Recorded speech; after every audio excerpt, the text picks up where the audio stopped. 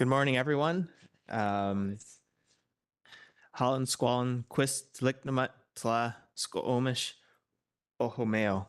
I'm Councillor Chris Pettingill, chairing the Committee of the Whole for December 27th, February 27th, 2024. Hope that's not a sign of things to come in this meeting. Welcome to the Squamish Nation Traditional Territory, and please be advised that this council meeting is being live streamed, recorded, and will be available to the public to view on the District of Squamish website following the meeting. If you have concerns, please notify the corporate officer present at the meeting. With that, I will ask for a motion to adopt the agenda. Councillor French second, Councillor Hamilton, Councillor French moves, Councillor Hamilton second. All those in favor? Motion carries. Thank you. And we will invite Ms. Kunze up to talk about the Squamish Arts 2023 agreements. Oh, and it looks like, yeah.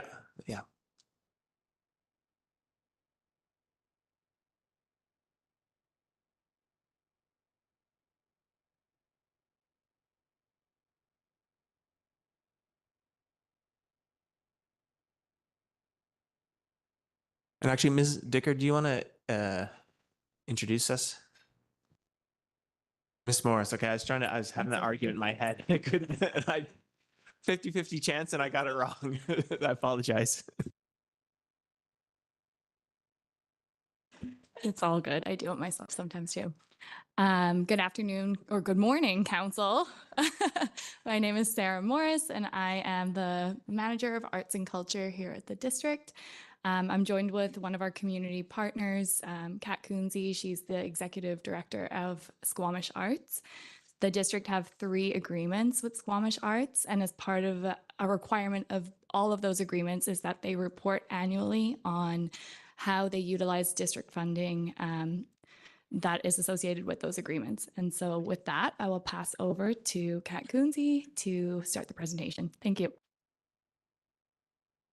All right, good morning. As Sarah said, we'll present 3 agreements today, of which we'll start with a partnership agreement. This includes all of the items below, but need not memorize because we'll get to all of them individually. Starting with the infrastructure needs assessment, this is something that we've completed in this past year. We were able to do this through a grant funded by BC Arts Council.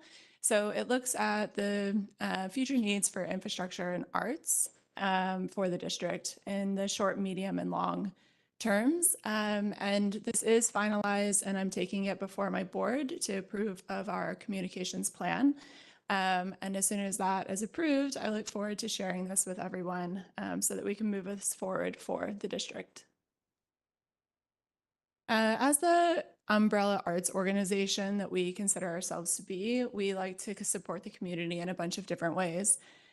Similar to something that I presented last year, we were able to additionally add new infrastructure to our public address system, the PA system that we use for AMT, and was originally funded by district funds back during, I think, COVID.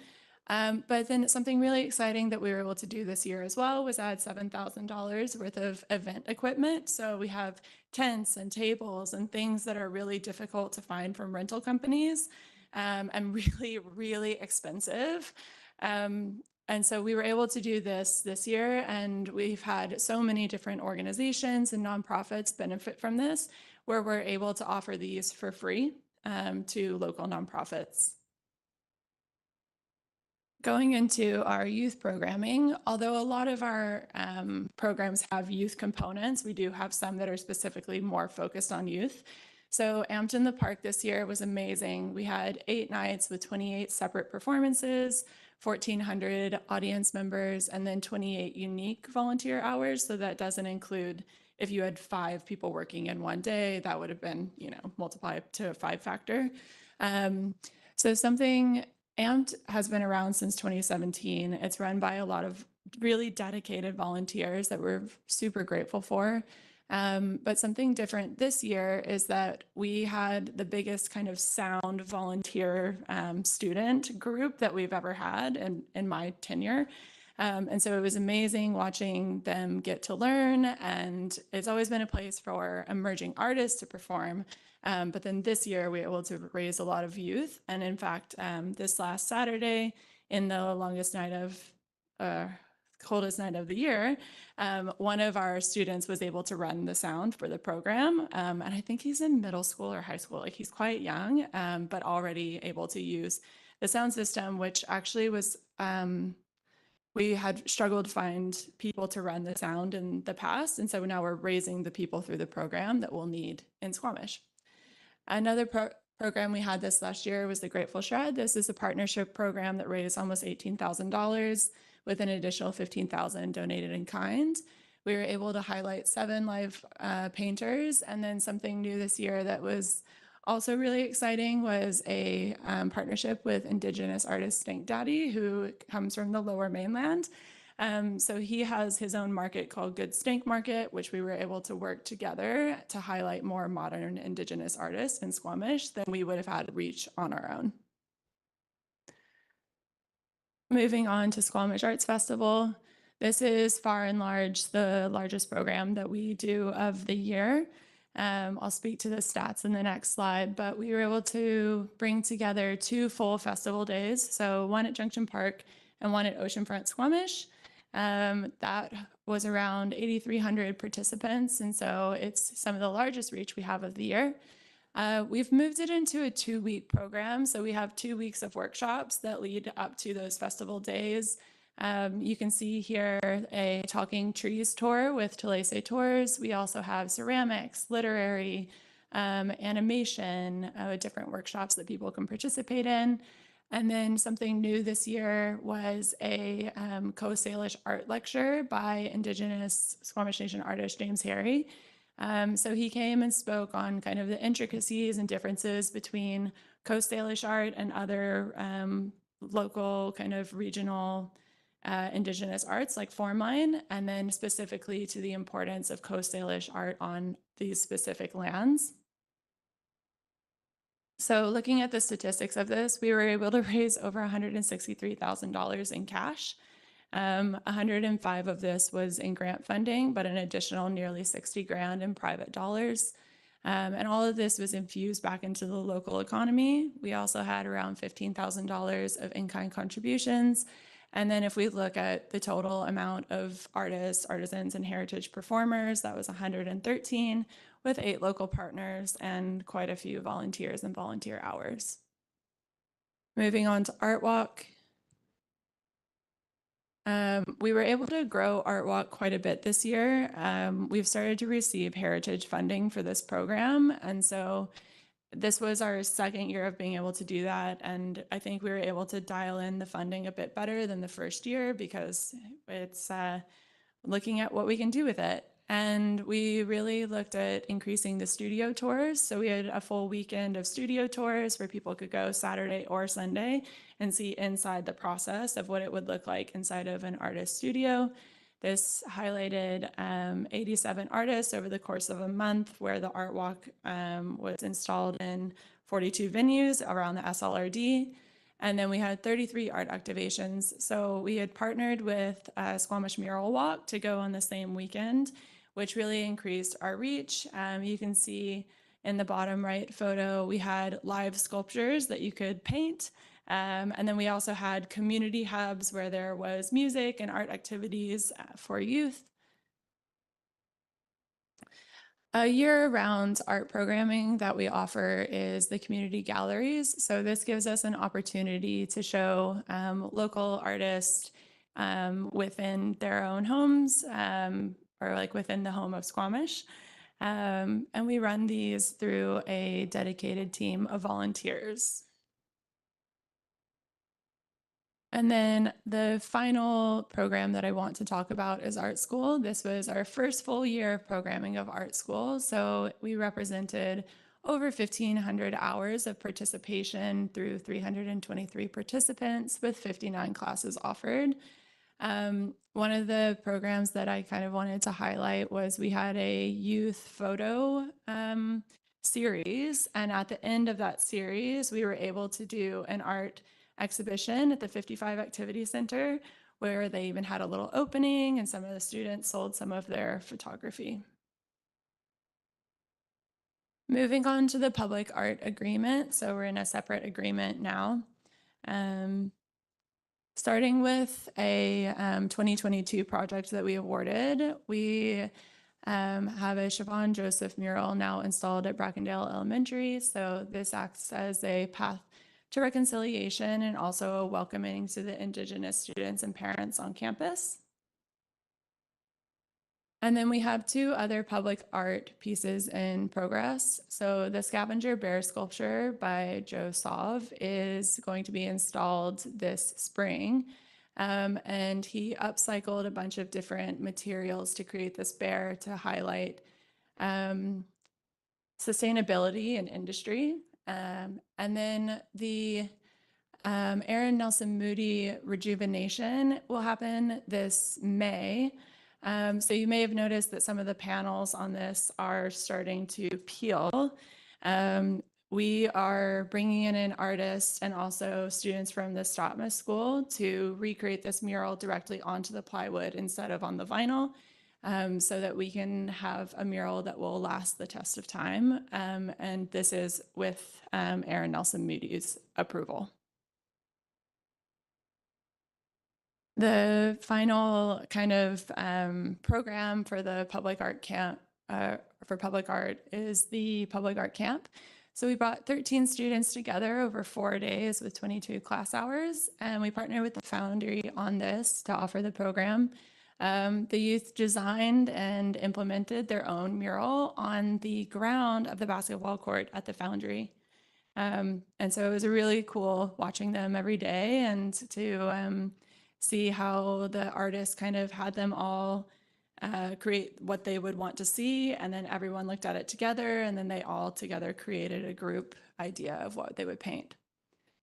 And then the final internal thing that we did for the public art project this year was we raised an additional $30,000 from the BC Arts Council to do a foundation building project that will help serve public art moving forward in the district. So we were able to identify 170 works of art in the district. So 29 of those are district owned and will go into the GIS. And then a big part of the district work that we did for this year was we hired a conservator, which, if you're not familiar with conservators, they're trained art professionals that go through chemistry and a bunch of different things so that they understand the ways that materials interact with each other and how you can clean and preserve different materials. So she created a conservation report for us, which identified conservation priorities. And so we have that, and then now we have a plan for maintenance for public art moving forward so that the investment into public art is carried well into the future. And then the thing that I'm really, really excited about, which will launch at least by the end of March, but hopefully sooner, is we have a new website coming as a home for public art. So it will be squamishpublicart.com, and it highlights all of the art that exists here, artists with bios and interactive map. There will be specific kind of like walking maps, and then we can partner with tourism to then really show everything that we've been working on for public art in the district. It will also house resources for building owners and artists. So if you wanted to have a mural put onto your building, we can help you find a way to do that. And then the final agreement is the Community Arts and Culture Grant Agreement. So we awarded 13 different projects for nearly $50,000. You can see the list of the projects here. So an impact example for this would have been the Chief Robert Joseph lecture at the library, which was had screenings both in Squamish and Pemberton, and then was live streamed online as well. So there were 250 live attendees at the Eagle Eye Theater and at the screenings, and then they've had over 400 online viewings since that event. And then we gifted them the $3,300, but then they were able to raise an additional $4,000, nearly $5,000. So this represents only 41% of the funding coming from the Arts and Culture Grant, and then that being able to turn into more money to support these causes. So then if we look at the total impact of that program, some of the programs are still waiting to be reported because they aren't due until the end of February, and we aren't quite there yet. So of the programs that have submitted their reporting, there's 34,000 of 44,000 represented. And then there was one project that returned their funding that will go until next year. So that's how we get to that nearly $50,000 number. So they were able to raise an additional $200,000 dollars in cash, $67,000 of in-kind support. So this comes to a 562% return on investment. 290 participants and over 57,000 audience members and viewers for the different programs. And that concludes the presentation. Thank you. Oh, thank you very much. Council, any questions?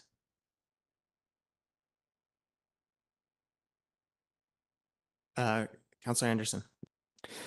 In discussing the Art Walk program, you mentioned around the SLRD. Does this mean that you had venues or installations at Britannia Beach? And what other locations did you have in mind with that reference?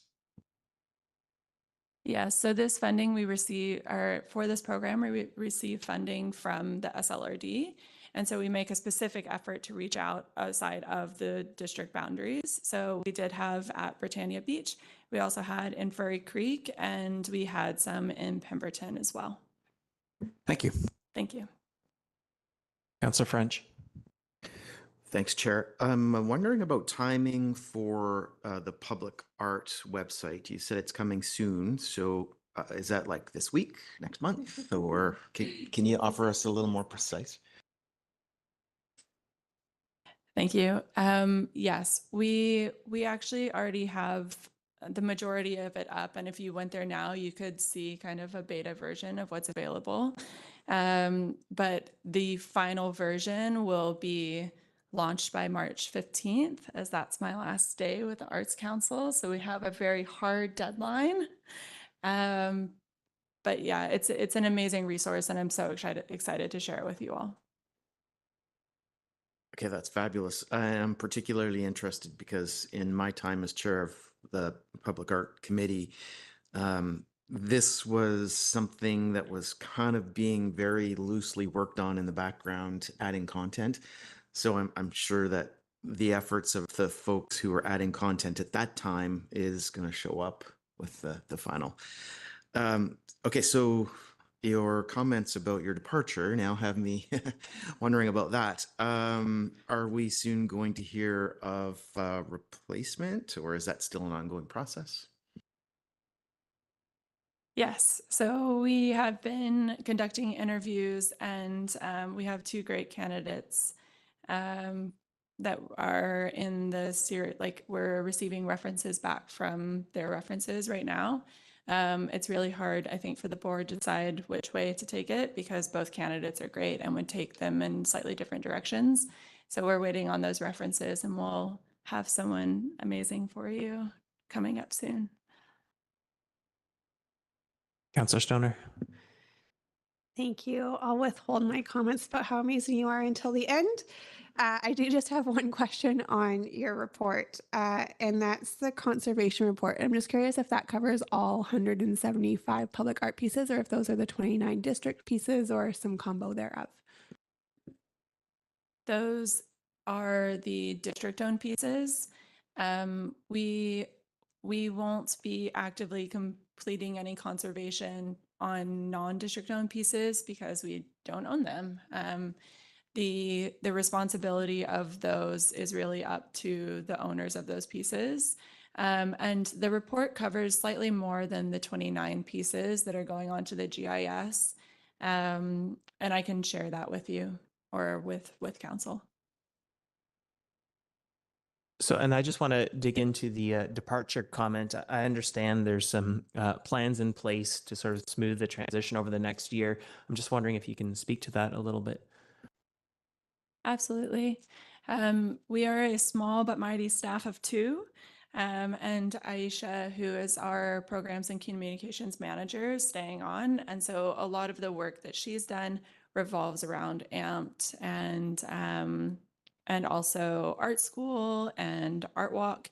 Whereas a lot of my work on the programmatic side is on Squamish Arts Fest and these kind of side projects that we've taken on, like the additional work for the public art project and the arts infrastructure study. So those are all being wrapped up currently and will be wrapped up by the time that I leave. So there will be no untied ends for the new ED. And then as far as the Arts Fest, we've already hired a festival director to come on to take on that role of kind of stewarding that program. Aisha will continue to be able to run all of the other programs.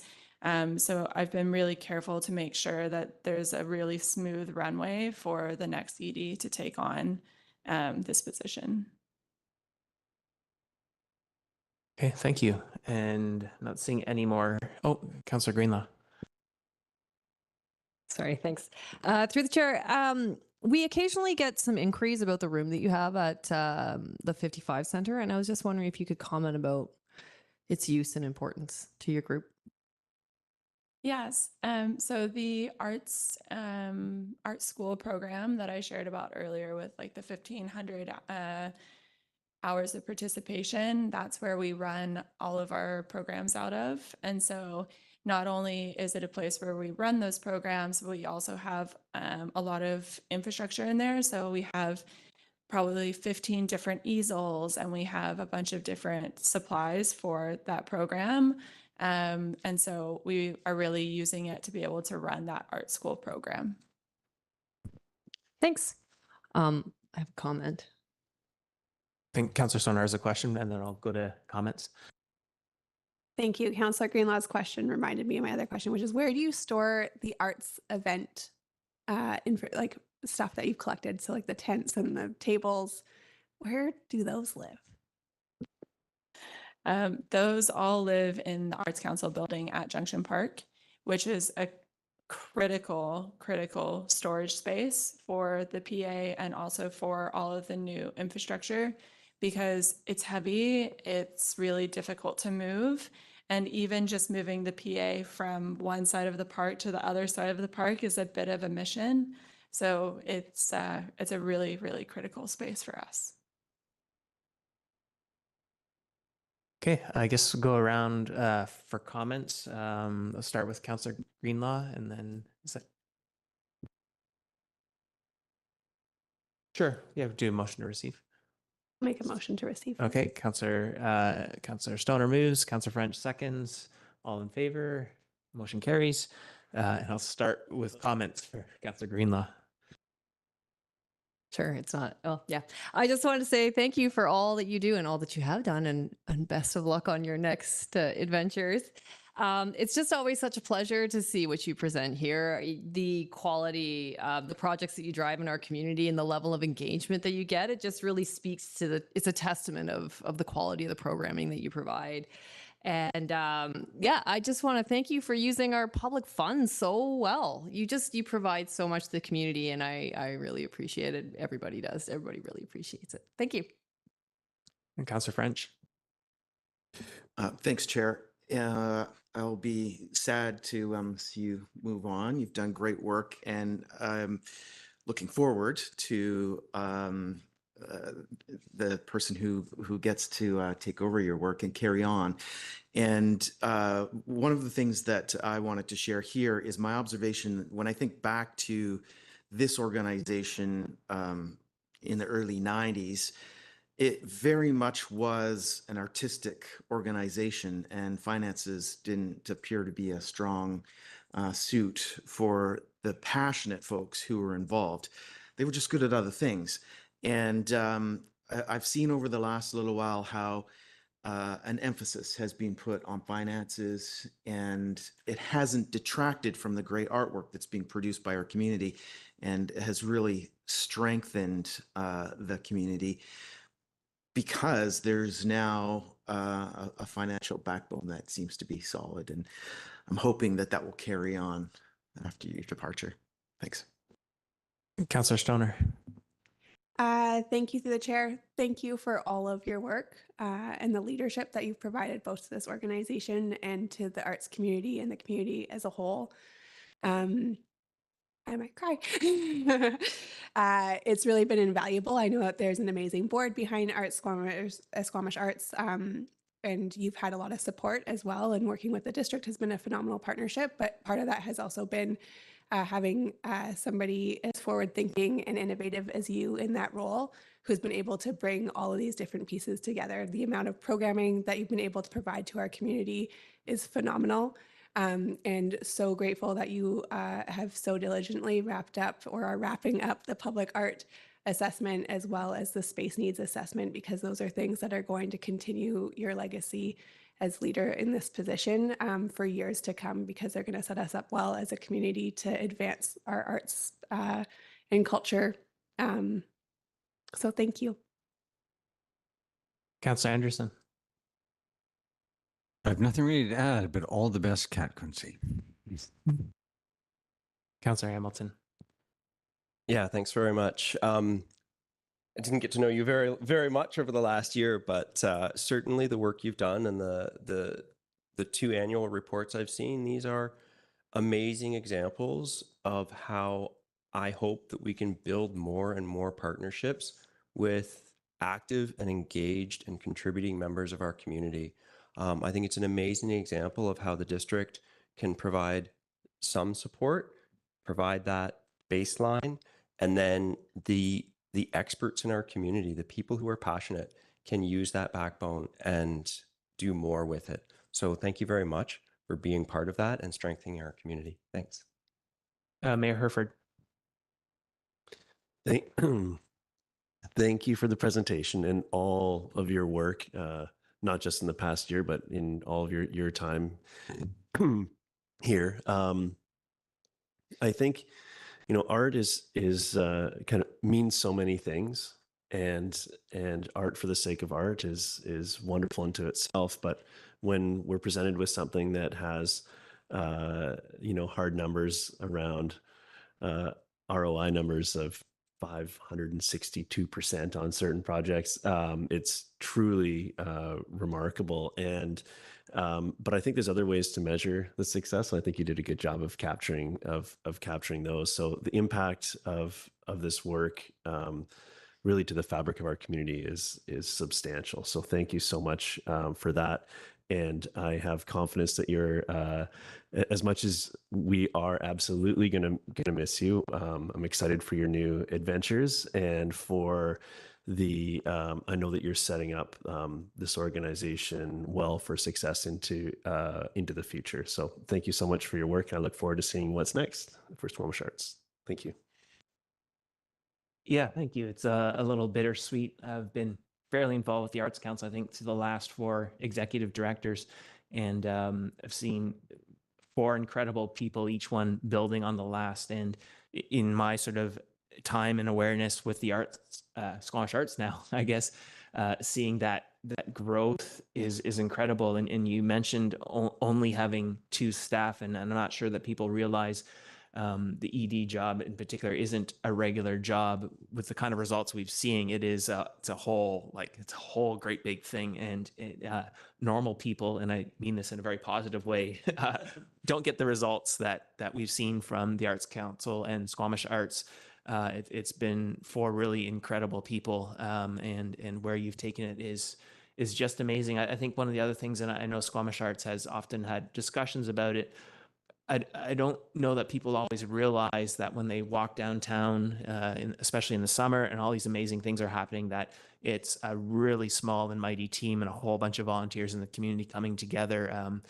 It's the district. Hopefully we facilitate a bit, and the Squamish Arts builds on that. And then we see artists in the community building on that. The explosion of arts, and I've said it before, in Squamish over the last couple of years has been incredible. And I think of the spoken word series and all these other arts events that are building on what Squamish Arts is doing. It's just so incredible. The coldest night of the year, there's people there just having fun and sort of moving and dancing a little. It wasn't meant to be a dance party, but yeah, just all the little pieces coming together, really making, we talk about livable and vibrant, and we often think of that, I think, in the environmental sense.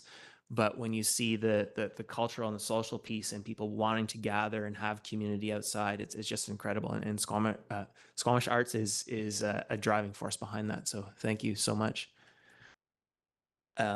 Yes, please. Thank you, Chair.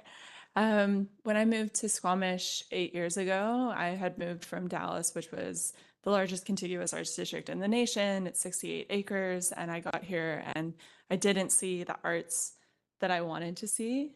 And so the last couple of years being in this position has been something I could only dream of, because now when I look at Squamish, I do see a place for arts. And so much of that really comes down to the support that we've received from council and also from staff.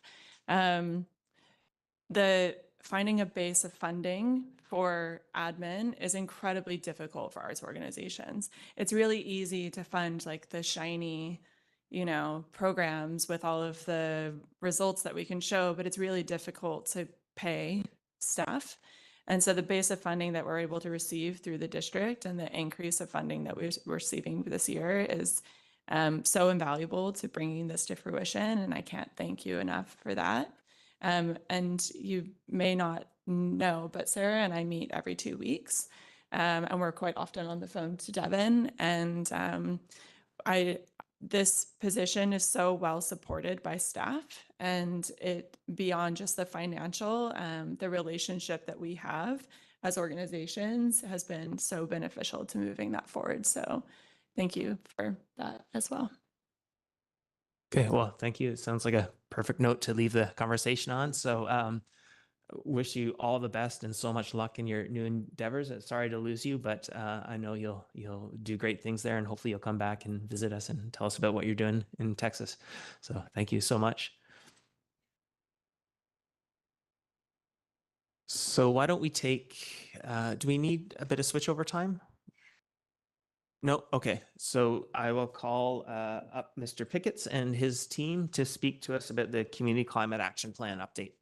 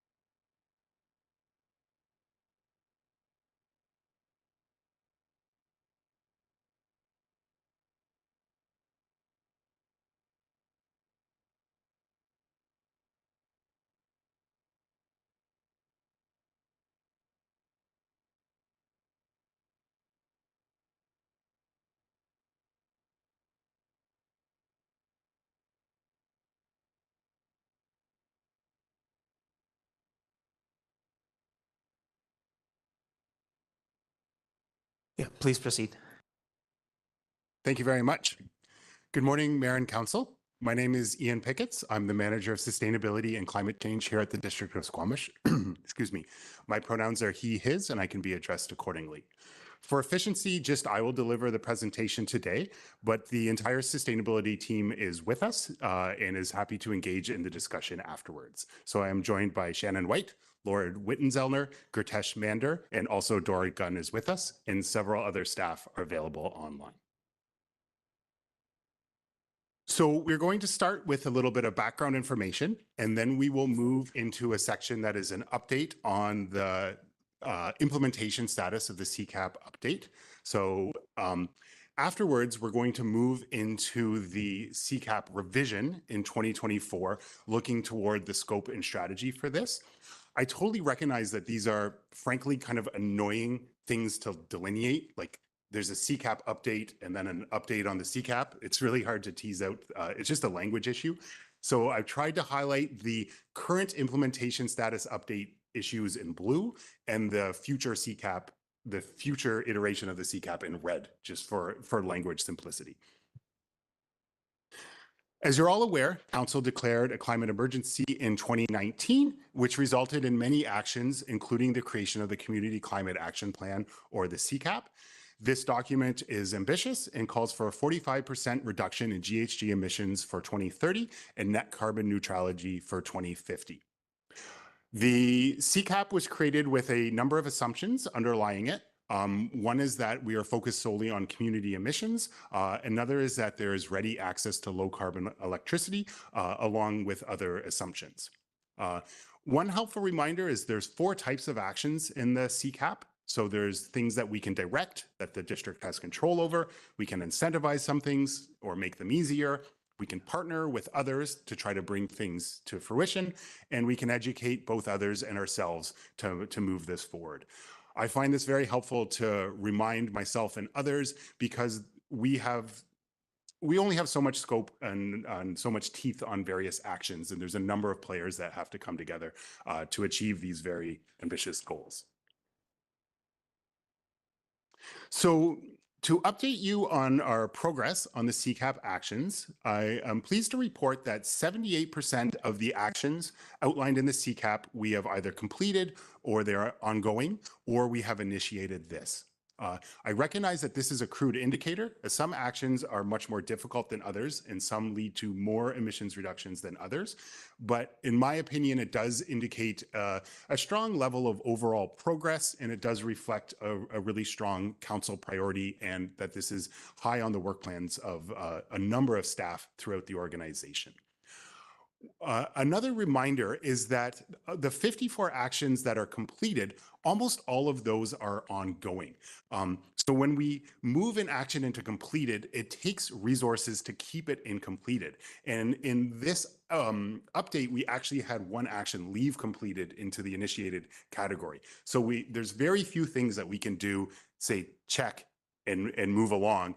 Every action that goes into completed means that there's a little bit more or a lot more resources that have to go into maintaining that. So that is just a challenge that I think it's helpful for us all to be aware of when we're thinking about capacity and resources.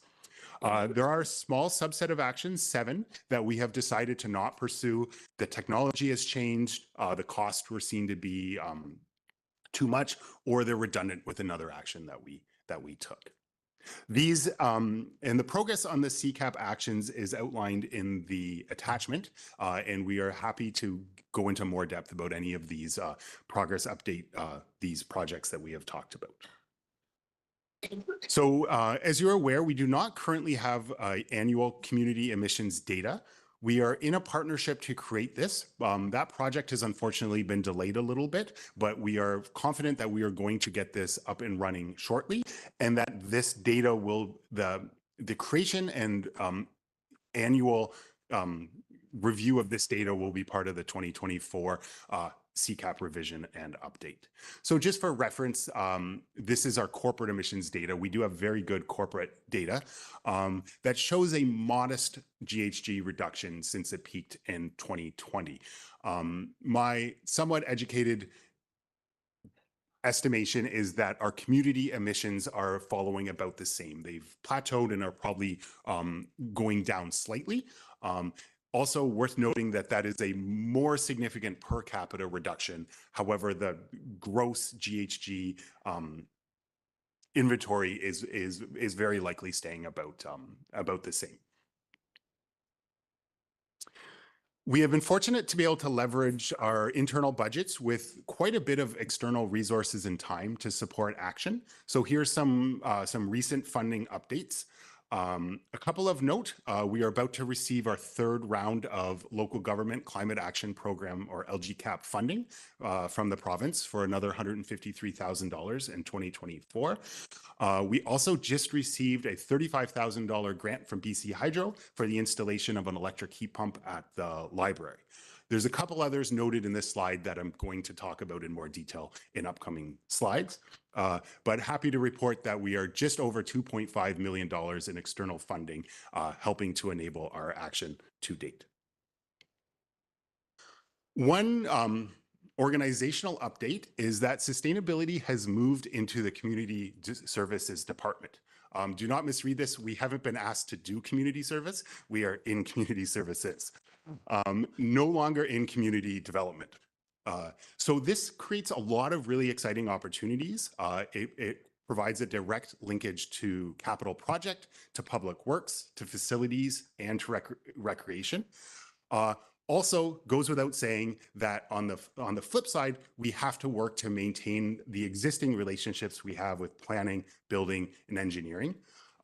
We feel like we're in a good position having that strong foundation, and also the proximity of our offices really helps with that.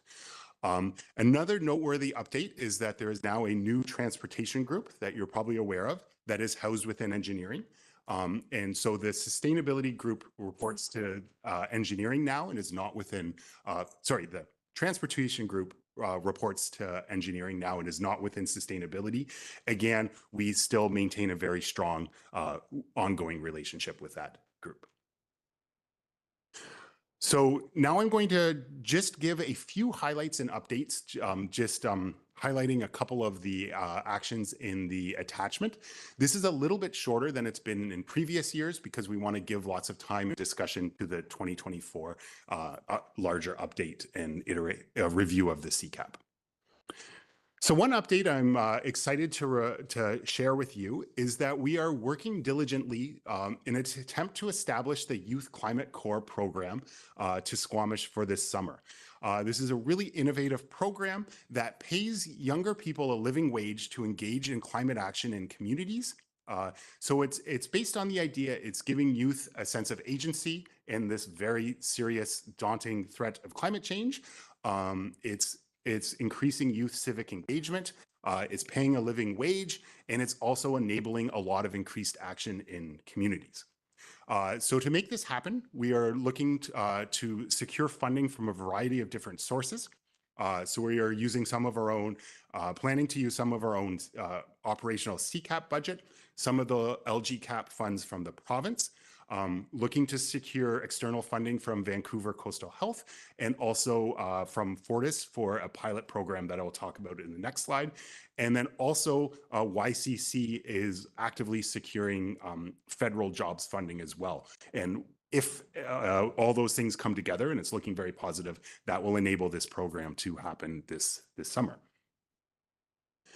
Another really exciting project that we are in the final stages of planning is we are seeking about $100,000 of funding to support a pilot project of air sealing in Squamish and Whistler homes.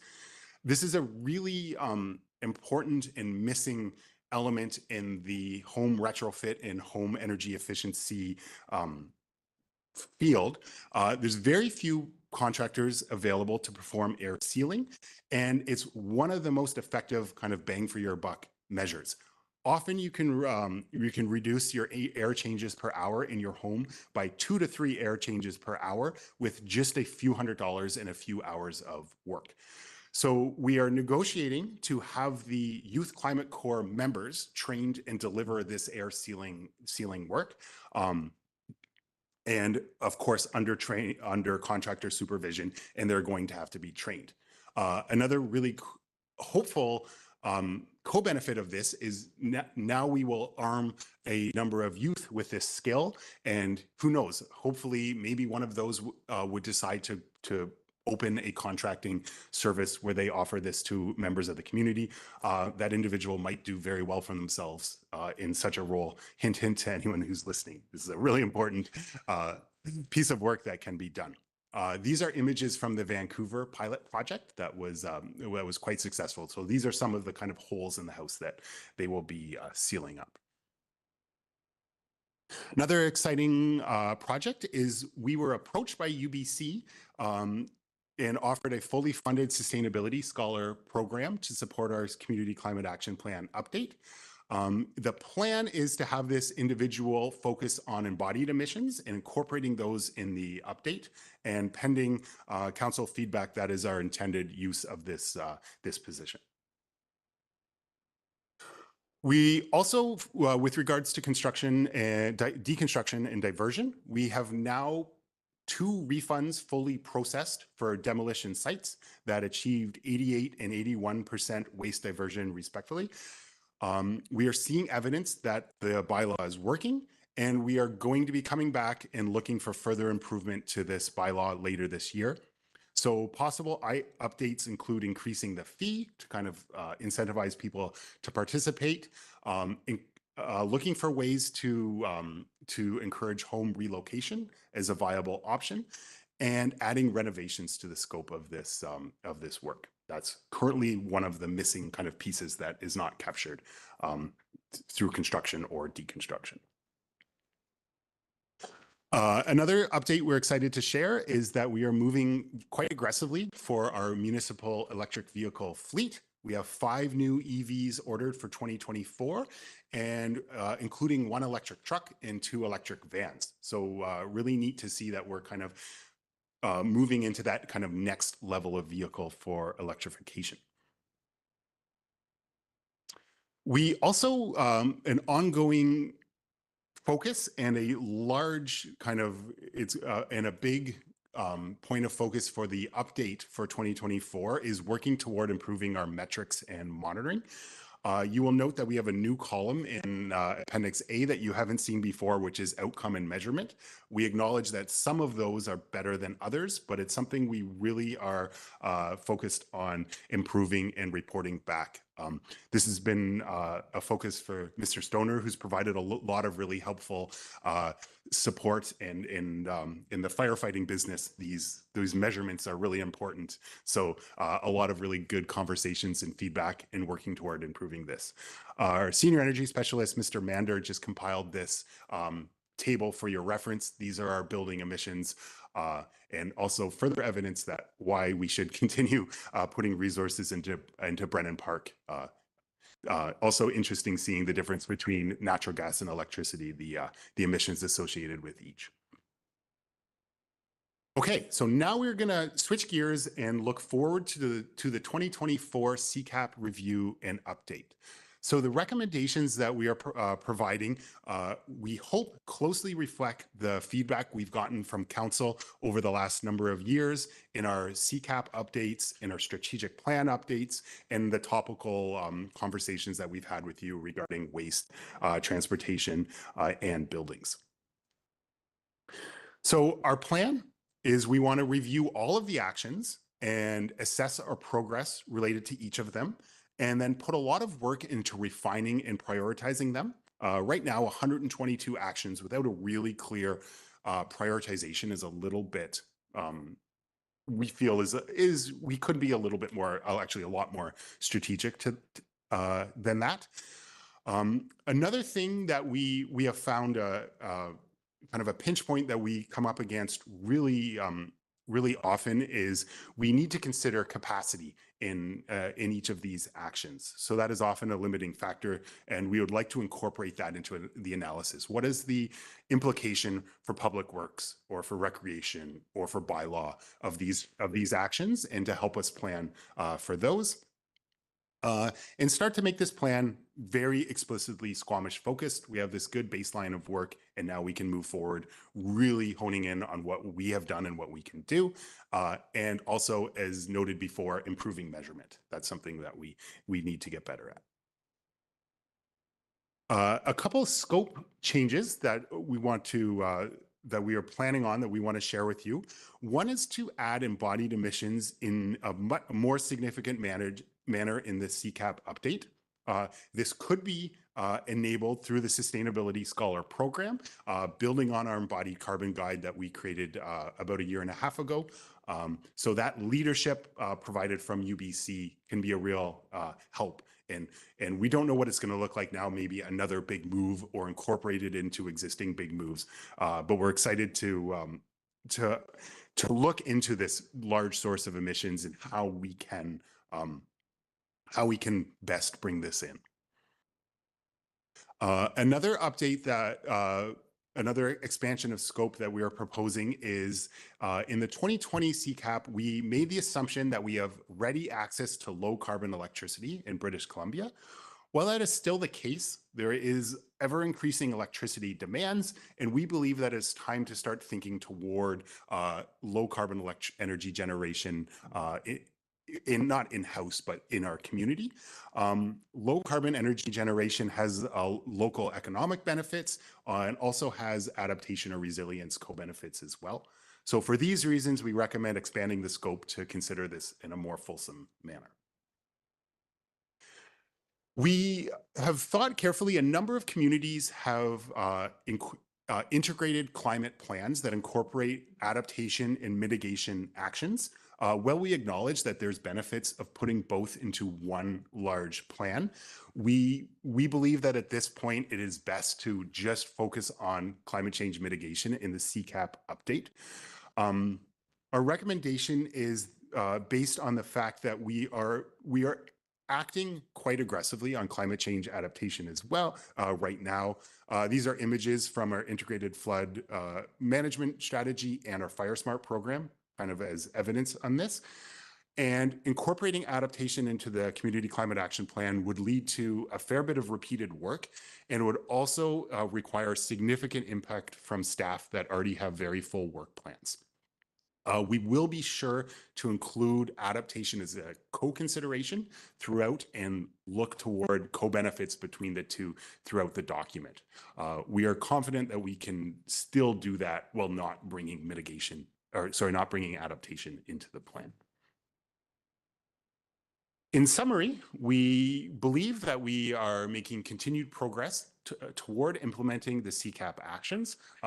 Fortunately, this has been enabled by significant external funding, and we are very aware that there is substantial work to go.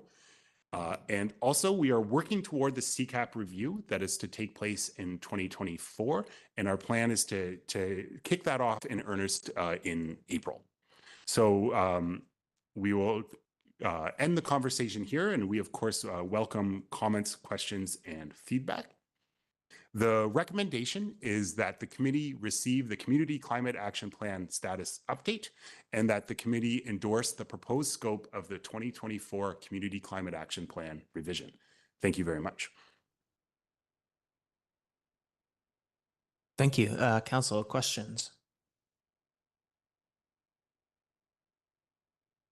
Councillor Stoner. Thank you through the chair. Thank you for the update and to your team and yourself for all the work. A few questions. Where to start? In terms of the proposal of wrapping in embodied emissions into the update, I'm just wondering if you can speak to the scale or magnitude of these emissions relative to what's already in there. That's an excellent question through the chair. So embodied emissions are about equal to our community emissions in its entirety.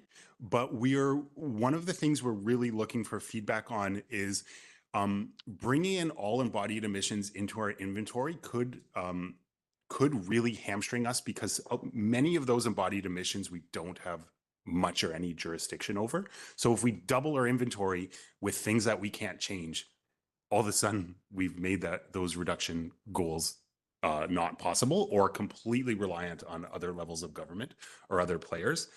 So our plan is to work closely with the UBC scholar to figure out how to best do that. So we're going to have to have an embodied a scope 3 emissions inventory to some level. Maybe we can take a subset of those emissions and incorporate them into our community emissions. Maybe we have a separate embodied emissions kind of category that we track separately, but is not part of our target. It was a long answer to say I don't know, but it's an exciting challenge that we're thinking toward and look forward to figuring out the best way to do. Yeah, I think that's helpful. I think one of the challenges, as you articulated, is how much control do we actually have on making progress towards that, but also recognizing that the overall goal is to reduce GHG emissions. And so maybe advocacy is the best tool, despite how frustrating it can be at times. My other question was going to be, where was it?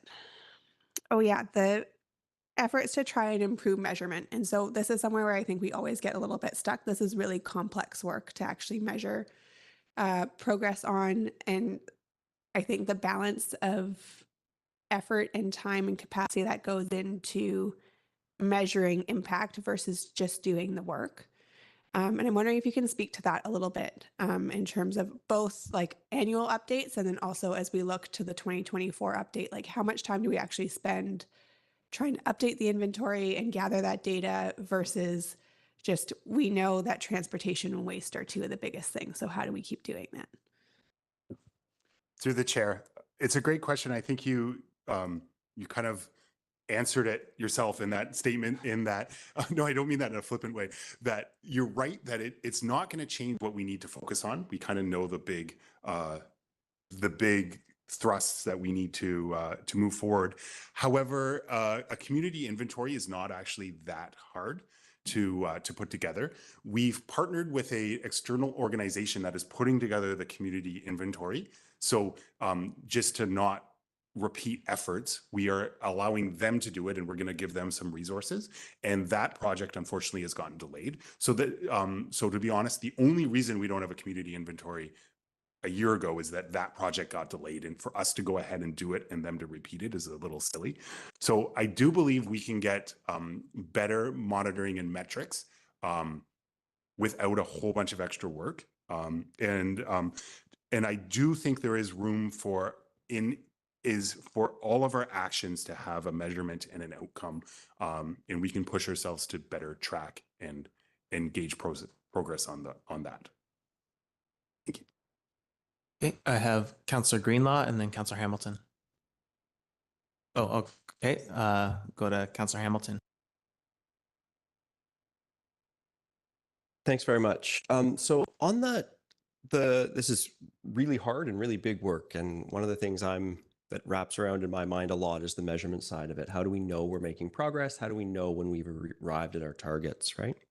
I think Councillor Stoner hit most of my queries on that. It really is just hard to make the measurements. So I'm going to ask another question that I have about demolition and the circular economy. So when we talk about our demolition bylaw, we have waste diversion into different streams of waste, but we don't talk much about using that, reusing that into something else. There's a ton of material that comes out of a demolition that can be put back into the economy. Yep. Are there any moves? Are there any attempts? Or what is our vision for putting demolition waste back into a circular economy, particularly wood waste? I mean, that's a huge piece of it.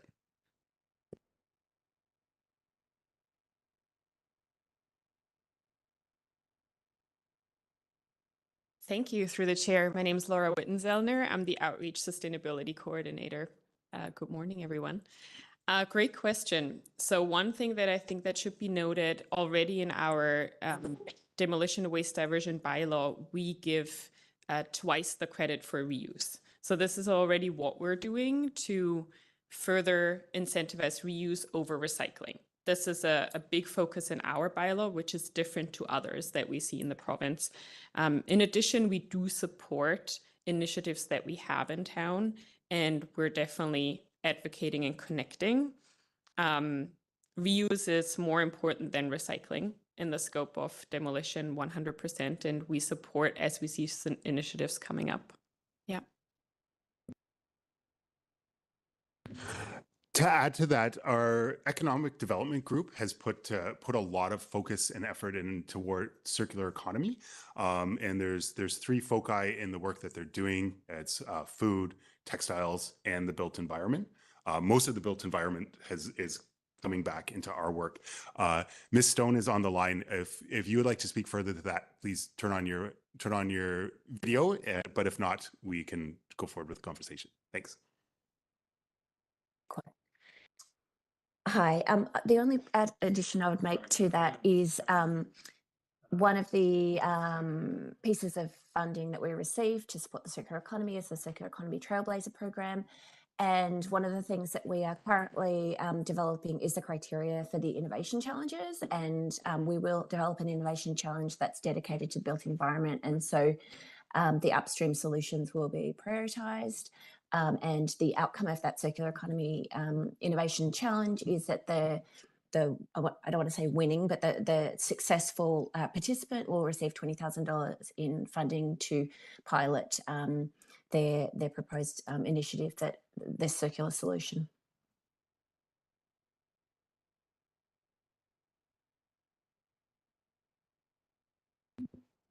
to add to this. We do have a wood salvage, or we're working on a wood salvaging program at the landfill as well, to further, support the reuse of the wood, which is one of the biggest contributors to construction and avoidable construction demolition waste in our community. Councillor Greenlaw?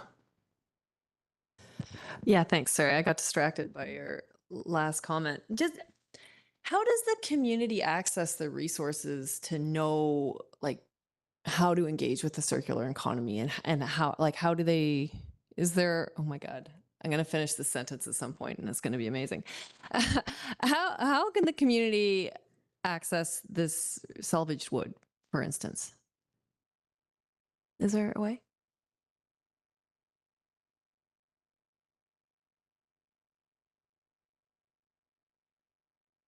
Thank you. My name is Shannon White. I'm the Integrated Solid Waste Specialist at the District of Squamish.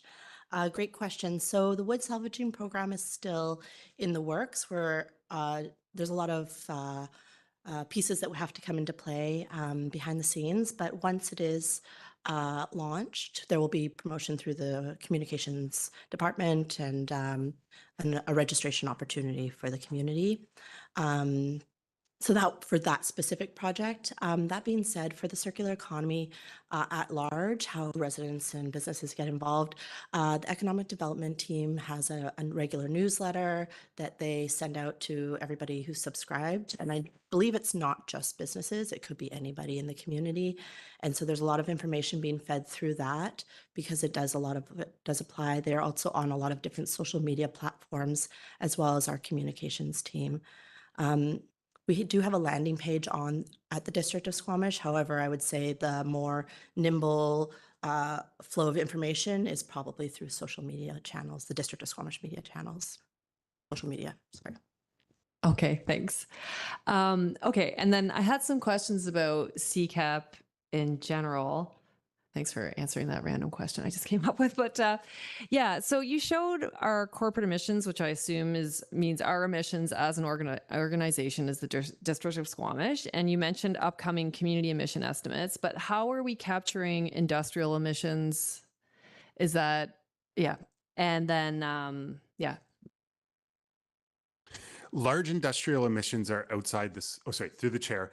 Large industrial emissions are outside the scope of our community inventory.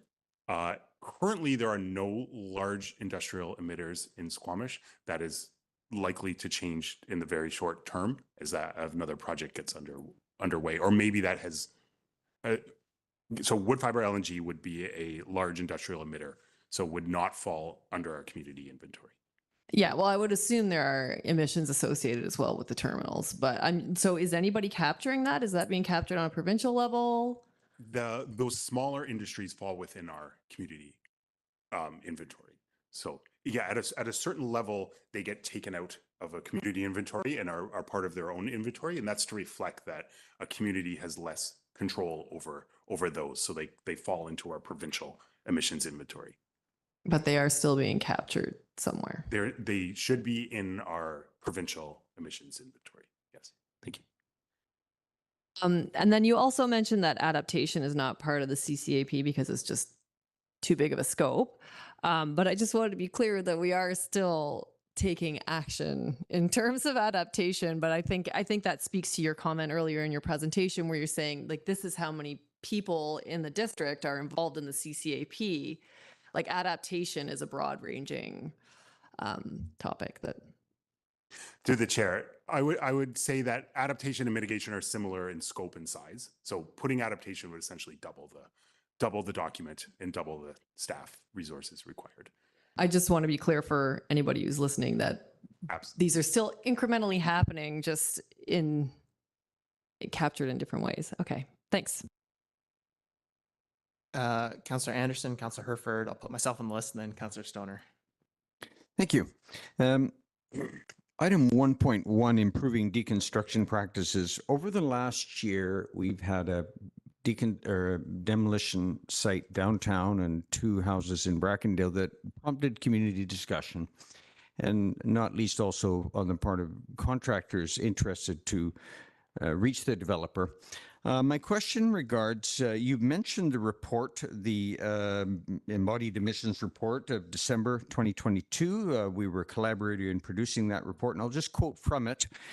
To create public-facing information about homes slated for demolition at the building permit application stage, which would allow house relocation and material salvaging companies to contact homeowners or developers for potential moving or salvaging opportunities. You've mentioned that the demo bylaw will be under review and that fees will be evaluated for increase, and that home relocation is an option that you would wish to encourage. Are you, is it an idea to introduce that public-facing information initiative so that potential contractors can contact developers in a timely manner? Through the chair, thank you for the question. Yeah, I think this suggestion has been discussed a few times, and it's certainly something that we will also review when we consider next steps and considerations on how to expand on the bylaw and how to make it more effective. Okay, Mayor Herford, and then myself, and then Councillor Stoner. Thank you. I'm going to pick up just briefly on the adaptation mitigation discussion, and I agree with the assessment of keeping these separate pieces of work, although they, being conscious of where they do overlap and where those opportunities exist. I suppose this is more about how we as an organization use this plan and adaptation plans, and our ranking sort of have those discussions between the two. I know that funding for those actions come generally from different areas, but these are two important bodies of work. So how does the CCAP, or how will a CCAP going forward, how do we resolve that tension as an organization so we move strategically? Or is this not an issue because the funding comes from different avenues, for better, for worse? That's how it works. Through the chair, that's an excellent question, and I'll try to keep this short. But it's a fascinating, basically the separation from the two came back into like the early 90s in the incorporation of the Intergovernmental Panel on Climate Change. And it's essentially a mistake to put these two, and they are fundamentally interrelated, that we have to adapt because there's too much emissions in the atmosphere, and we have to mitigate because we can only adapt so much. So they are absolutely complements, not competitors. And I do believe we have done a reasonable job in the CCAP of articulating that. And also in our website, we have quite a bit of language on adaptation and mitigation and where they come together. And I do, I think it's to the credit of provincial and federal governments, they're quite separate funding streams for them. So we have yet to come to a position where one or the other, we put forth funding. Like, for example, Mr. Rolston and I talk quite regularly, and he'll say, hey, have you looked at this funding opportunity? And I'll say, well, it's much more resilience oriented. Why don't you look into it for the integrated flood management plan? So I do believe, to credit to our provincial government, that they are quite complementary in their funding streams, et cetera, that I have yet to see a position where it's one or the other, or we've had to make it say, we're going to throw our lot in an adaptation and let mitigation go for now. So I do feel quite confident we're in a quite a complementary stage. And I do credit council into seeing that big picture. I don't think you've ever put us in a situation where it's one or the other.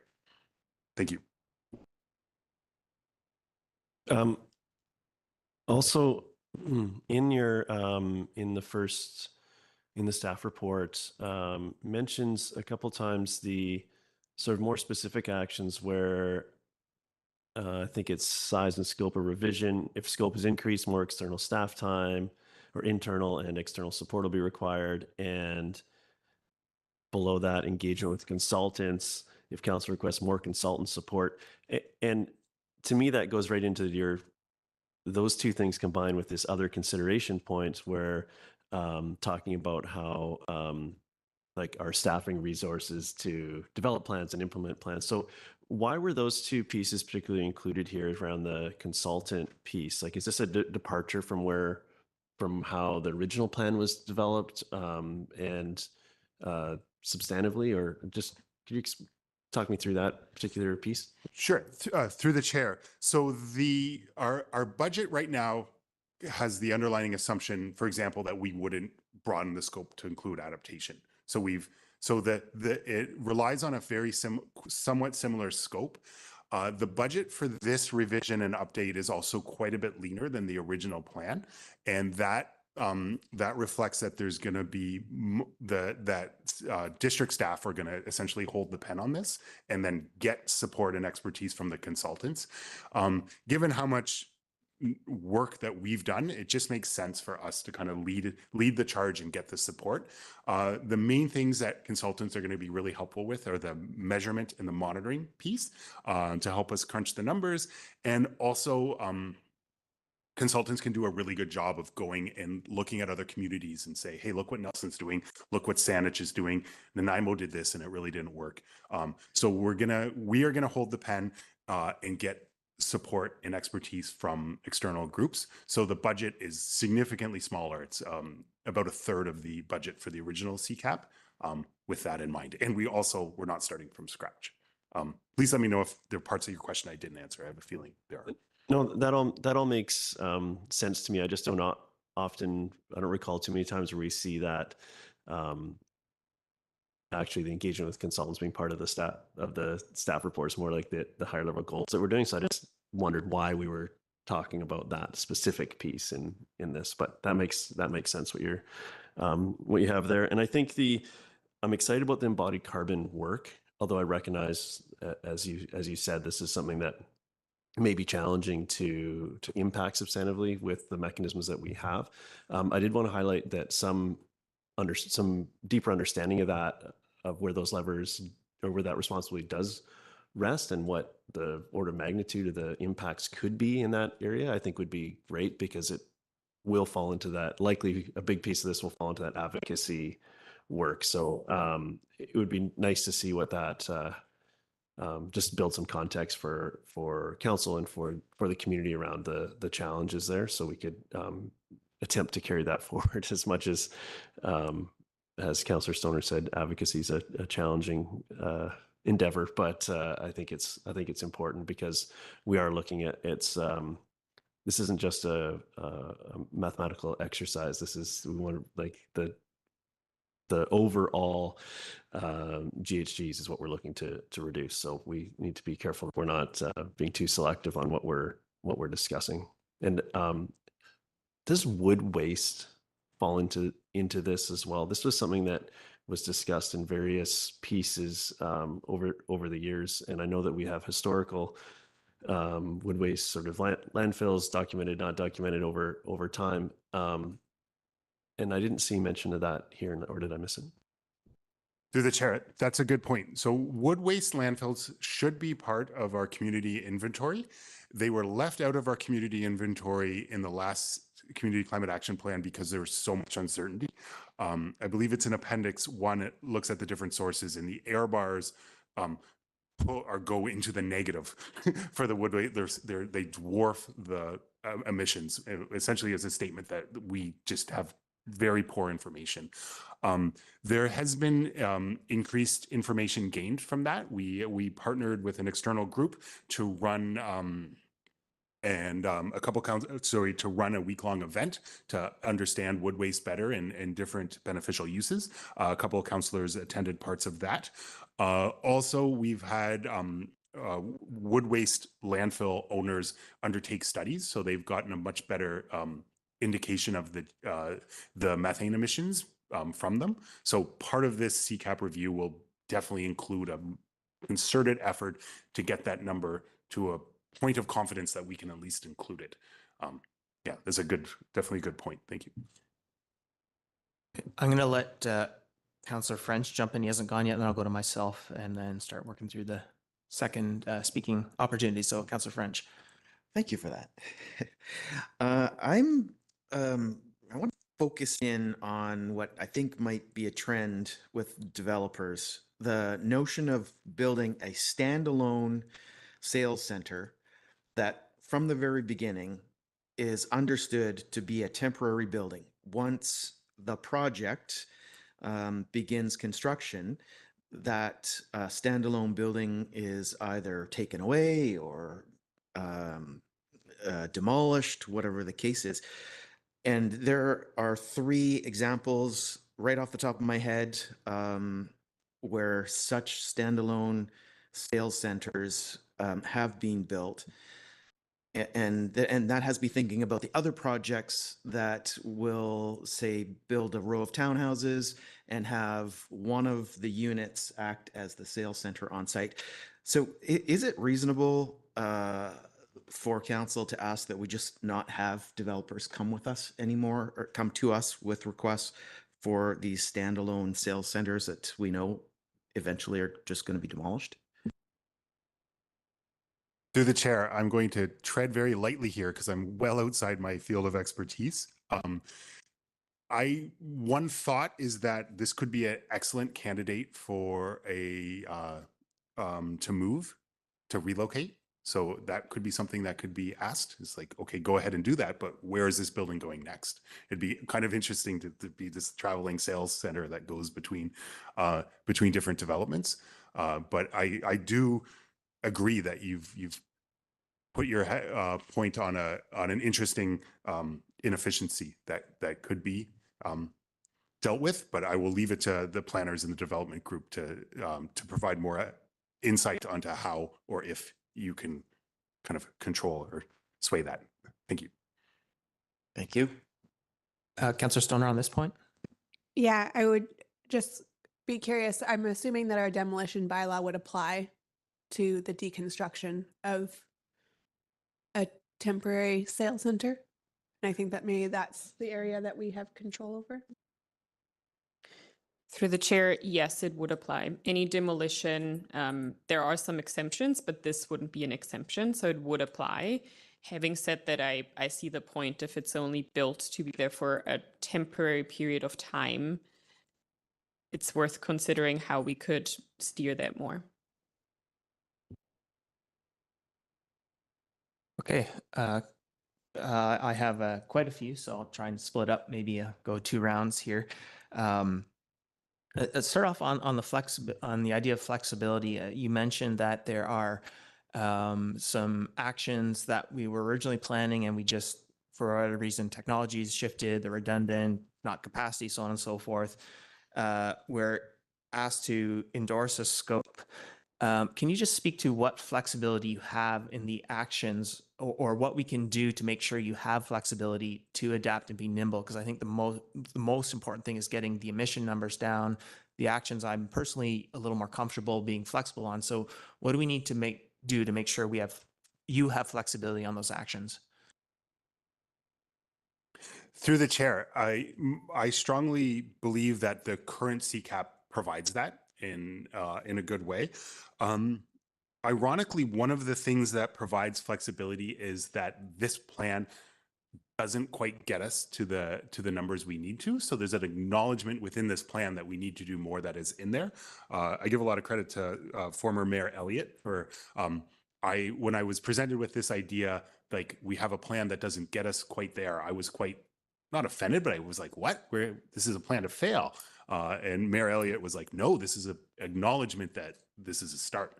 So maybe in the next CCAP update, we personally, I would like to see enough actions in there to hit the 45% target. But if that happens, a strong kind of acknowledgement that some of these are going to have to come and go, or this for that, or maybe we have more actions that get us past the 45% target, and we say we have to hit 9 out of 10 of those.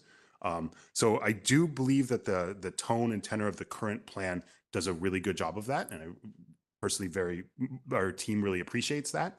But we'll have to be thoughtful about how to keep that. That's an excellent point. Thanks. Okay, and just on that point, like there's a few things in here that I was sort of hoping to see that I didn't. And for example, some sort of carbon budgeting, even very high level, wasn't clear to me. And so when we get a development plan, sort of understanding what's the GHG impact, some bylaw changes, and some of these are small, but we talked about relaxing. I think we approved a bylaw to relax where HVACs go outside. And, do we not want to actually provide that relaxation for gas powered HVACs? and doing a little more to get gas out of buildings. So these kinds of things, I didn't see that in the plan. So do you still see those happening in our sort of overall district work plan, or where do those sorts of things fall? Through the chair, that's a great question. One point of clarification in the CCAP is it's a list of actions to be achieved by 2030. And there's timeframes to each action. So the actions that are long-term, I believe the time horizon is 5 to 7 years. So those ones weren't intended for us to have completed by this point. So we're 4 years in, so we should be kind of biting off most of those short-term actions and getting through the medium terms, getting into the medium terms right now. But the intent was that some of the longer-term actions, it was not an expectation that we'd be there yet. So it's a plan to 2030. So yeah, so I would say if there's an action that, if there's a long-term action that we're doing right now, we're overperforming, and if there's a short-term action that we're not doing now, we're underperforming. But there is like,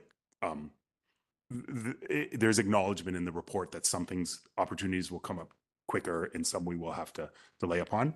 The carbon budgeting is a great example. It's something that we were working actively on. Unfortunately, there's been a couple hiccups and delays with a number of other different kind of challenges that have been placed on staff with different budgeting tools, et cetera, that have led us to hold off. But it's still very much, we know it's in the plan and it's very much a focus. Thank you. Okay, and then in my mind, some of the things like, adjusting our incentives around reduction of gas in buildings, given the new housing code, and, looking at the bylaw around where HVACs can go are sort of small, easy, quick wins. Would those rest with planning and that's why they're not in the CCAP? Or are they sort of embedded or implied by stuff in the CCAP, or did I just miss them? Through the chair, they should be in the CCAP. Maybe some of them are like a auxiliary action underlining one. So it was kind of assumed that that was a step toward achieving a bigger action. However, in the upcoming revision, if there's things that are noticed that need to happen to enable something else to happen, they should make their way into the plan. They should be incorporated. And some of these things, we're kind of building the bus as we drive them. So some of these actions are quite, there's only a few communities doing this. So there are mistakes, there are oversights. Sometimes we find out the hard way. So there might be lessons that we hope to incorporate into the next iteration. Thank you.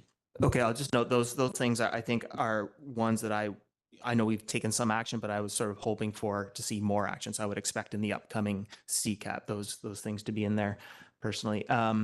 So I will take this last item. It's a bit of a juicy one. A couple folks have touched on it, and then I'll pass on the mic, as it were. But when I read and my intent, certainly when I supported our climate emergency declaration and the OCP update, alluding to the IPCC, was that was all emissions without worrying about scope, and that was the whole deal. And we had the list of actions we can take. I think one that was missing from that list of actions, the sort of high level, was advocacy. And there are so many things I love about our CCAP, but the one challenge for me is the way it's articulated. It's very hard to use that as an advocacy tool, and it's a potentially very powerful advocacy tool, because we aren't, we're sort of dancing around something like wood fiber or possibly these embodied emissions. So what does it take to articulate clearly and even if it's at a sort of order of magnitude level, but the order of magnitude of these embodied emissions of a large industrial project and so on, and not look for a long list of staff actions under it, but to understand what those numbers are, to put into context what we're doing, and because that's the piece I'm missing. And I'm fine if it makes it, we can only get a 10% reduction. Well, I'm not fine that we don't get 10%, but if that's the outcome, I want to see that very clearly, because I want to speak to upper levels of government about that. So how do we get that those numbers enshrined, and fully understand staff may not put all their focus on maybe embodied emissions, for example, or whatever, but for that advocacy piece, how do we get that sort of information in the CCAP?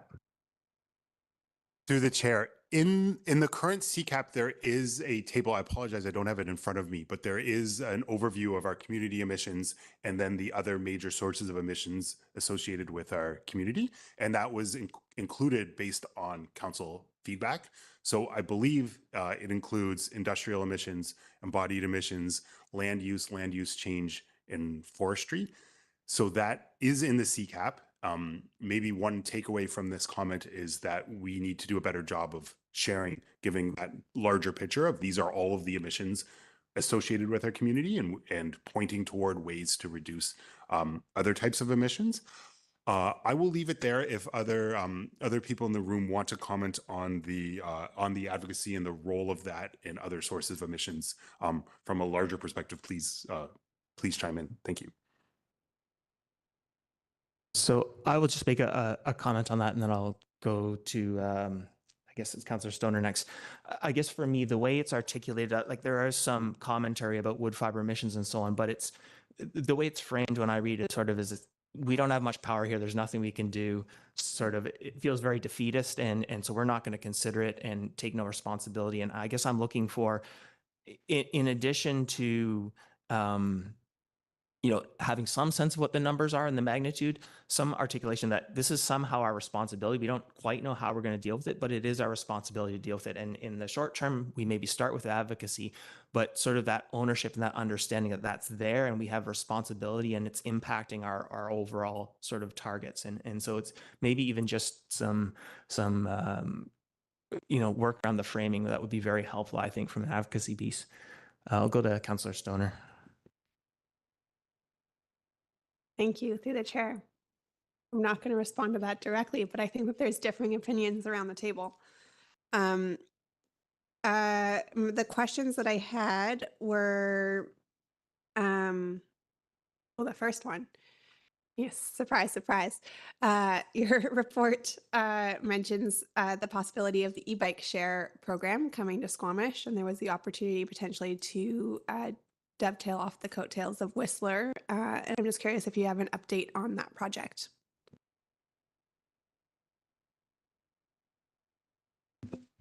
Hi, Bill Stoner, General Manager, Community Services. We did get someone who was interested in bringing e-bike proposal to Squamish. At first, when we heard it, it sounded like a slam dunk and quite easy. And we brought together different various staff, and it seems there was more to it than we thought. There was no way at the timing that we had that we could get it through for strategic planning. We'd actually be challenged with staff capacity to get in and into the budget for this year. We do want to bring it back next year, put it through our partnership program process, and then have it evaluated by council and strategic planning next year. And that would give all the other departments that have a say in this time and capacity and needed to figure out exactly what their level of input into this project would be.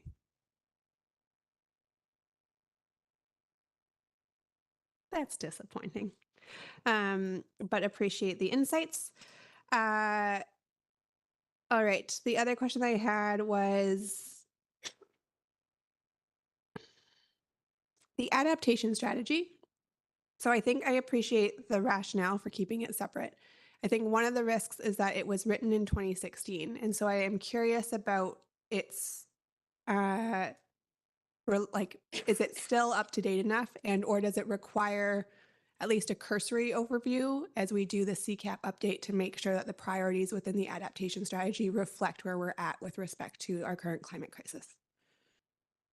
Through the chair, we actually in 2023 we partnered with the Youth Climate Corps in actually in Vancouver, who was doing a project, and we had them do a review of our adaptation strategy. And their biggest piece of feedback was is a new urgent priority, which is severe heat, which wasn't in the original one.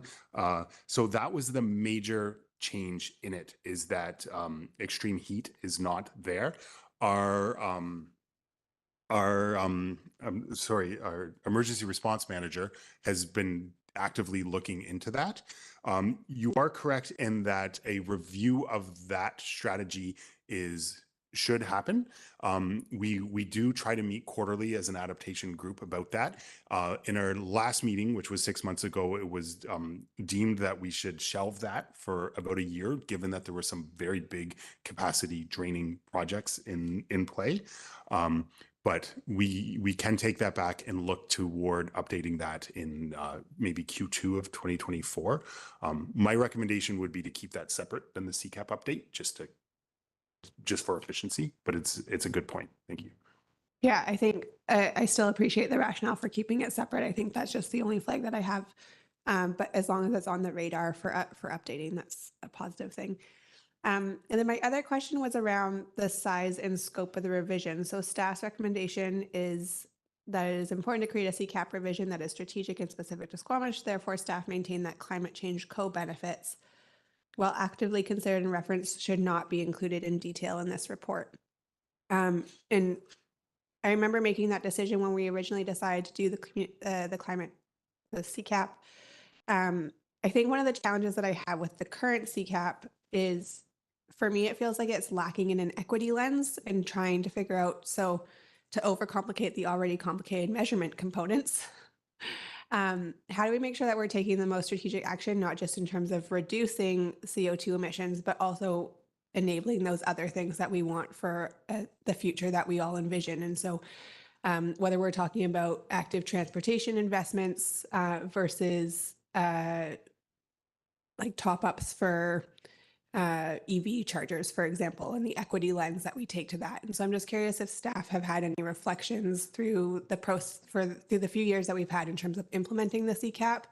Where does that equity lens come in, and how can we potentially strengthen it through the update, if at all? Through the chair, that's a great question. I personally believe that the equity lens is, it definitely could be strengthened, but there is a strong equity underpinning of the current CCAP. It's really interesting. If you look at the actions and you take out equity, the things we should do are like electric cars and landfill gas systems. And they're things that they have the biggest delta in emissions. However, the big move is shift beyond the car. And that underlies an equity thinking and the fact that not everyone can buy an electric vehicle, and there's all sorts of other benefits towards active and alternative transportation. I have been in initial meetings with Ms. Kidner. We're very fortunate to have a new position at the district that didn't exist in 2020. So our plan is to bring in that person power to assist with that. So Ms. Kidner is strongly interested in this on a number of different levels, and we're hoping and planning to use those resources to the biggest extent we can to help that. Thank you. Okay, that's helpful. And then I had one other question, just in terms of how we prioritize the actions. I'm sure that there's many things that go into it in terms of being opportunistic. But you make a really good point in that many of the things that become completed are actually ongoing, and they require some level of staff capacity.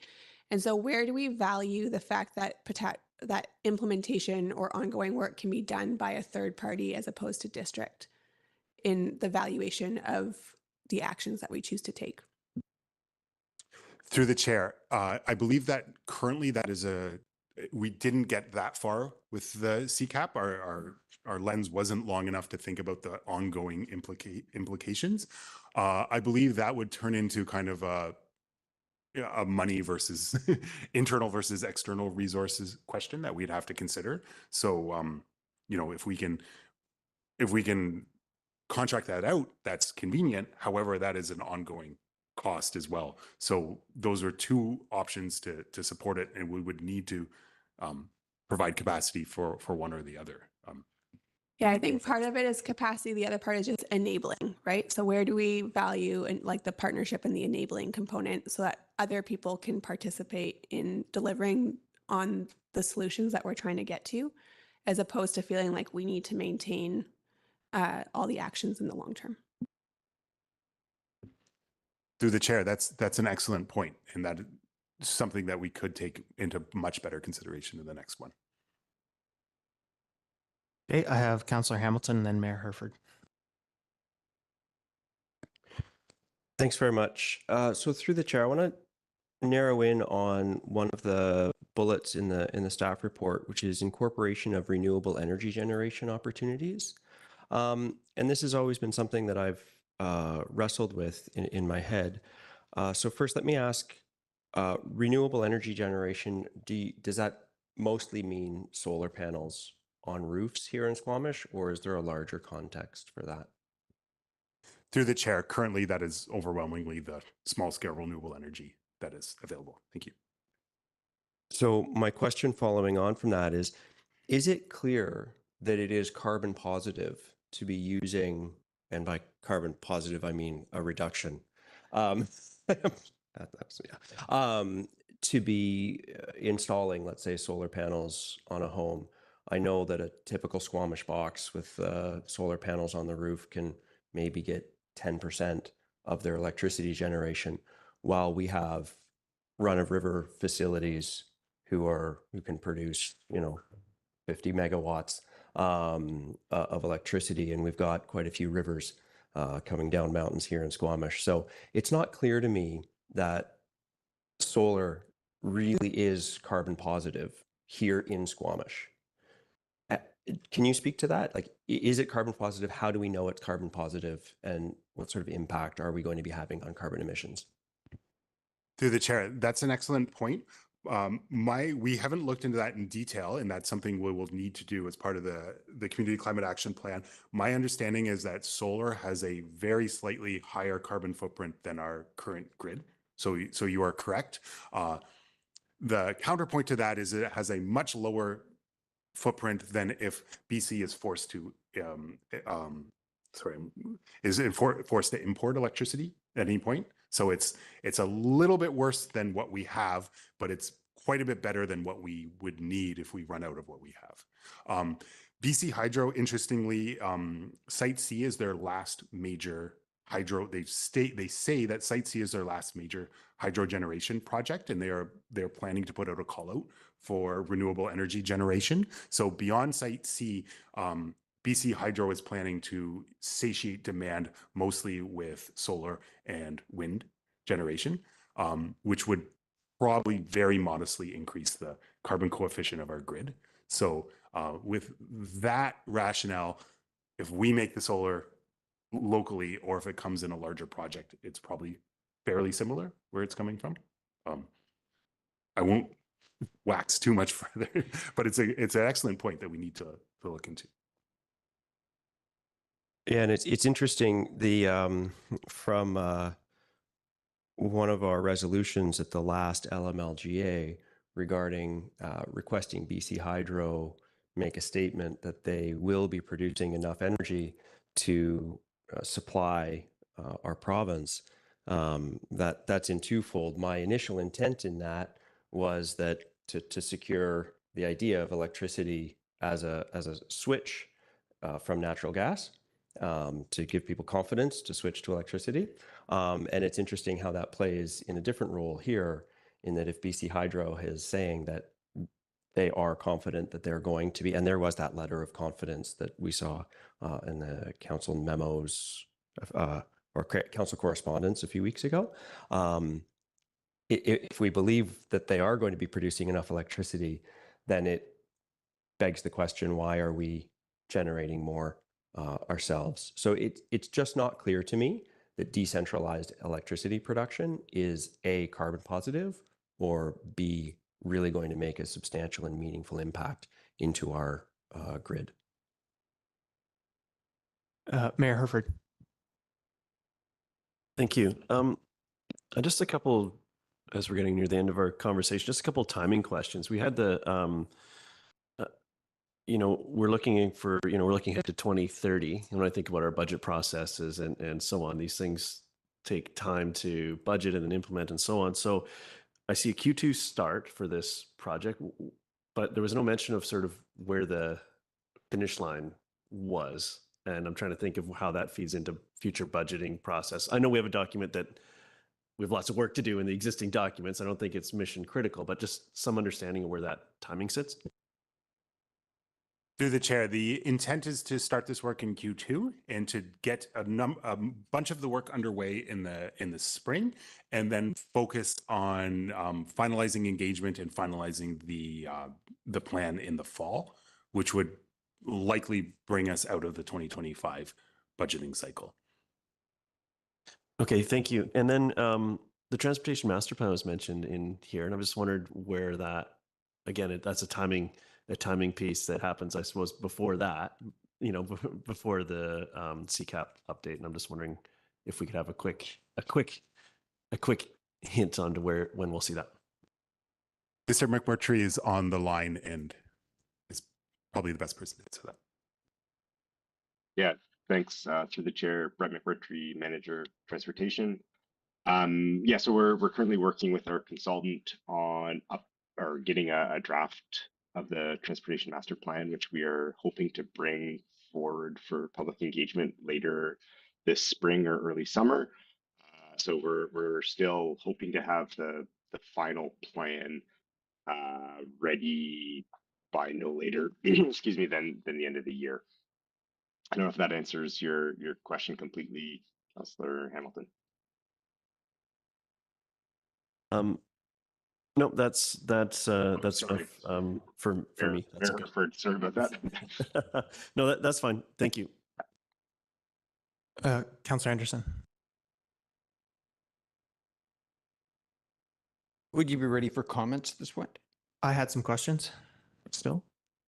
All right, I'll pass on until you're ready. Okay. I just want to dig into the embodied a bit. So my understanding is even if embodied are roughly equivalent to sort of operational community missions, is that's this year, but next year we add the operational all over again, but the embodied, there's still the embodied from last year. And so over a 5 or 10 year period, the embodied are actually quite small relative to the sort of operational community emissions. Through the chair, those embodied emissions are estimates per year. So the net emissions are relatively equal. One interesting point though is as our operational emissions reduce, embodied, if we don't do anything about embodied, they're proportionally larger. And the building sector is a really good case in point that we're approaching parity between embodied and operational emissions. And it's soon to be in the order of 2/3 to 3/4 if we have electric efficient buildings. So probably relatively getting more important. Okay, and so just so I understand though, I mean, we are adding that many new embodied emissions every year, as opposed to just recounting what's already there. Through the chair, that is correct. And through the CCAP revision, we will endeavor to get a much better modeling understanding of that. I admit that my modeling of embodied emissions is not advanced, but I'm very confident that it doesn't overcount them. It either normalizes the building over its lifespan, or it just gives a proportion of buildings that is built in a year. Another reflection on your point is you are probably correct in that our embodied emissions are higher in Squamish because of the level of development we're seeing. So we are responsible for a larger number of buildings being built than in a lot of communities. So it's a challenge, but it also is a real opportunity for us to push that lever down. Thank you. Okay, thanks. And then you touched on a new position or a new opportunity and also a Fortis grant. And that caught my ear because from my perspective, Fortis is heavily engaged in a lot of greenwashing and misinformation. And I really worry about the message it sends when we accept that funding and providing legitimacy to the greenwashing and so on. And so I'm just wondering if you can speak to how we can look at not relying on that sort of funding, or because for me that's a concerning prospect. Through the chair. So for the project that we talked about, it's an air sealing grant. So that is an area that we felt very comfortable where our priorities aligned, that there's not an opportunity or that it's both parties are interested in the same outcome in that situation. So we felt comfortable going forward with that. The other party, the Youth Climate Corps, also has engaged in this with Fortis as well, and did not have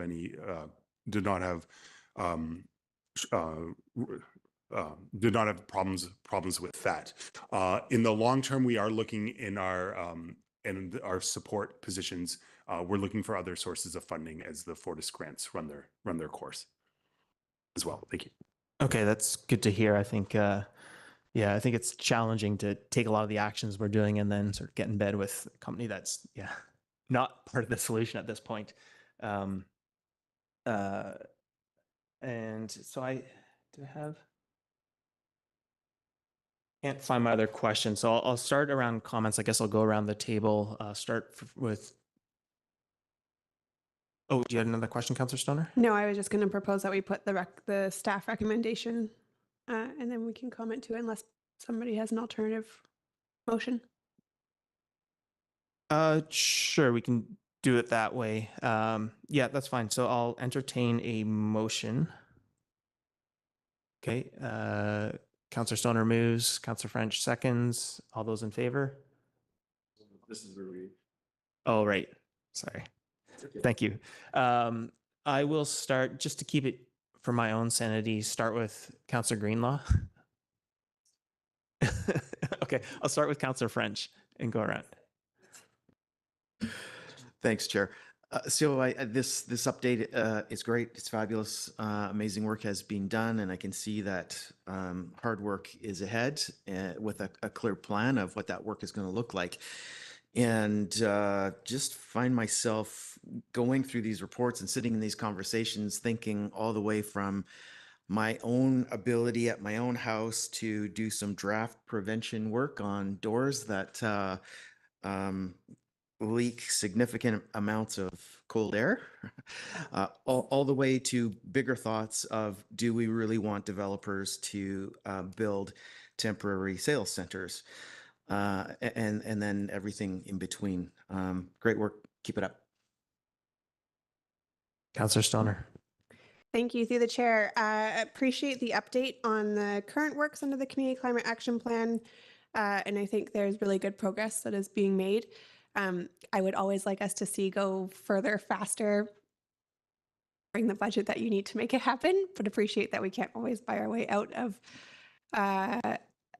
the capacity challenges that we have. I do think that one thing that I do reflect on is really trying to amplify and prioritize those actions that can be maintained or implemented by externals, because we know we can't do this alone. That was always one of the foundational components of the Community Climate Action Plan, and so much of the work we do, but especially this, is that we can help lead, we can help incentivize, we can help inspire, but it is not all on the district in order to get us there. And so how do we get other people on board to make the reductions happen? In terms of endorsement of the scope for the 2024 Community Climate Action Plan revision, I appreciate the direction that staff have taken and proposed in their recommendation, and I support it overall. Just a few comments on that. My thought going into it was keep it as lean and clean as possible. So appreciate that staff will hold the pen on it, and we can support with contract support where necessary to do kind of the community best practices and inventory components. For me, I think, as I mentioned, the big buckets are unlikely to change. So I would rather focus on the action component, but appreciate the importance of measurement along the way. With that, increasing the scope to include the embodied emissions, I think is fine for me, but I would like to see it as part of a magnitude as opposed to part of the community inventory. I think that just helps keep it within the existing framework that we have around things like scope 3 emissions, where we know magnitude-wise are bigger than our community emissions. And I personally think that the current language in the Community Climate Action Plan is helpful enough for an advocacy and engagement perspective, while it doesn't double count the emissions that are already in the provincial inventory. And I think that's the risk if we start to include them more significantly within our community inventory, is that they end up getting double counted. But it still allows us to go to the province and say, here's something that you've approved that is going to dwarf all of our efforts. And so magnitude over incorporation. I am okay not including the adaptation component as suggested by staff, but continued reference and consideration of the review and the timeline for that would be helpful in this, just to make sure that we are being as open and transparent as possible, that this is not either or, it's both. I personally am excited about the idea of including the scoping around the renewable energy production and generation. I'm always jealous of New West and Nelson when they say that not only are they generating their own power, but it's a revenue source for them. And it provides certainty to their community when there is backup necessary. And I think that that's going to be an important part to the transition to a more stable energy source going forward. And then I did speak to this already a little bit briefly, but I want to keep it in my comments in terms of the importance of bringing in the equity lens in the plan. And I agree that it's already there to some degree, but I think having Ms. Kidner look at the report, as well as perhaps just speaking to it a little bit more in terms of how we prioritize the actions that we take in order to make sure that it is achieving that equity in the long term, as opposed to just the reduction in emissions, I think is important for me. So thank you for the work. Councillor Anderson. Thank you. I have brief comments on 4 topics. Firstly, wood waste landfills. To quote from the report, staff will endeavor to ascertain better information regarding wood waste landfills and to include these in the inventory. Probably the largest wood waste landfill is in the Mamquam River. And it was used through the probably late 60s, all through the 80s, and it was under Weldwood and later perhaps Interfor tenure, but it doesn't have an owner. And it might deserve attention because the fire department has been called out to that landfill in years past due to combustion underground, but it's probably the largest, and it was least regulated as relating to today's standards, and it may be mineable because there's less gravel mixed with it. Secondly, there's reference to the EG Charging Stations Initiative under 3.4. And I assume that there may perhaps be tendering for that particular initiative. A couple of sites, I understand, are under consideration. My suggestion would be, why not build them out of wood? And here I'm going to refer to item 5.1, embodied carbon work, support or encourage wood-based building materials or other materials that store carbon. In Europe, wood structures for charging stations are becoming quite popular, and there are some very interesting designs, and they're part of our education, our messaging as well, and that's the way they see it there. There's a local group representing wood manufacturers and wood artisans now in Squamish, TWIG, Squamish, the Wood Innovation Group, and they have a number of members that I'm sure would be keen to offer services or be part of a tendering process, if you like. Then I'd like to mention, in connection with item number 6.4, implementing emerging sector action plan. I think that we see this phrasing and description so often that I'm concerned we are overlooking our core and enabling sectors, and just by habit. We're only referring in many different various initiatives across departments to the emerging sectors. However, our core and enabling sectors are significant players, or can be. There may be low-hanging fruit in these sectors, both for the Economic Development Department's initiatives and the initiative we're speaking about now. The other reason I suggest this is that it is in the core and enabling sectors overwhelmingly that the Squamish Nation is engaged, their members, their companies, and their programs, and that is referred to under item 6.7, encourage collaboration with the Squamish Nation. In those sectors, transportation, forestry, wood products, tourism, that's where the Squamish Nation are engaged in our economy to a very large extent. Finally, I do appreciate the comments regarding distinguishing and prioritizing between mitigation and adaptation. However, in the reports that are being provided for council from various projects, there's one of them that stuck out for me. Councillor Anderson, we're already over 3 minutes, so if we can try and wrap it up. Thank you. The Community Wildfire Protection Plan projects are at risk because of costs due to disposal of debris. And we shouldn't be working in silos. If we can realize some potential in dealing with that wood waste debris on the harvest sites, we should be doing that. And that may fit in with this program. Thank you. Councillor Hamilton. Thanks very much. And thank you very much for actually to previous council in many ways for putting together a CCAP. I think it's extremely important that we have a plan. And I think it's extremely important that we follow through with our plan to the best of our ability, even if, Mr. Pickett, if it's a plan to fail, even if we know we're not going to arrive at the place we need to arrive, we need to be striving to get there.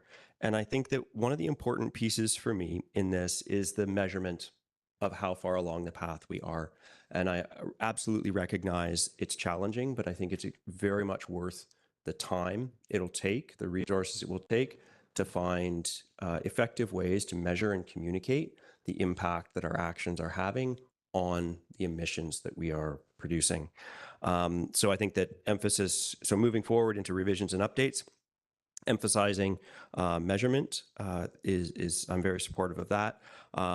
I think with regards to scope 3 emissions, I think that we should focus on emissions that we can regulate, control, or directly impact. I absolutely agree that it's important to have context to larger emissions, but I think that we have a lot of work to do here at home.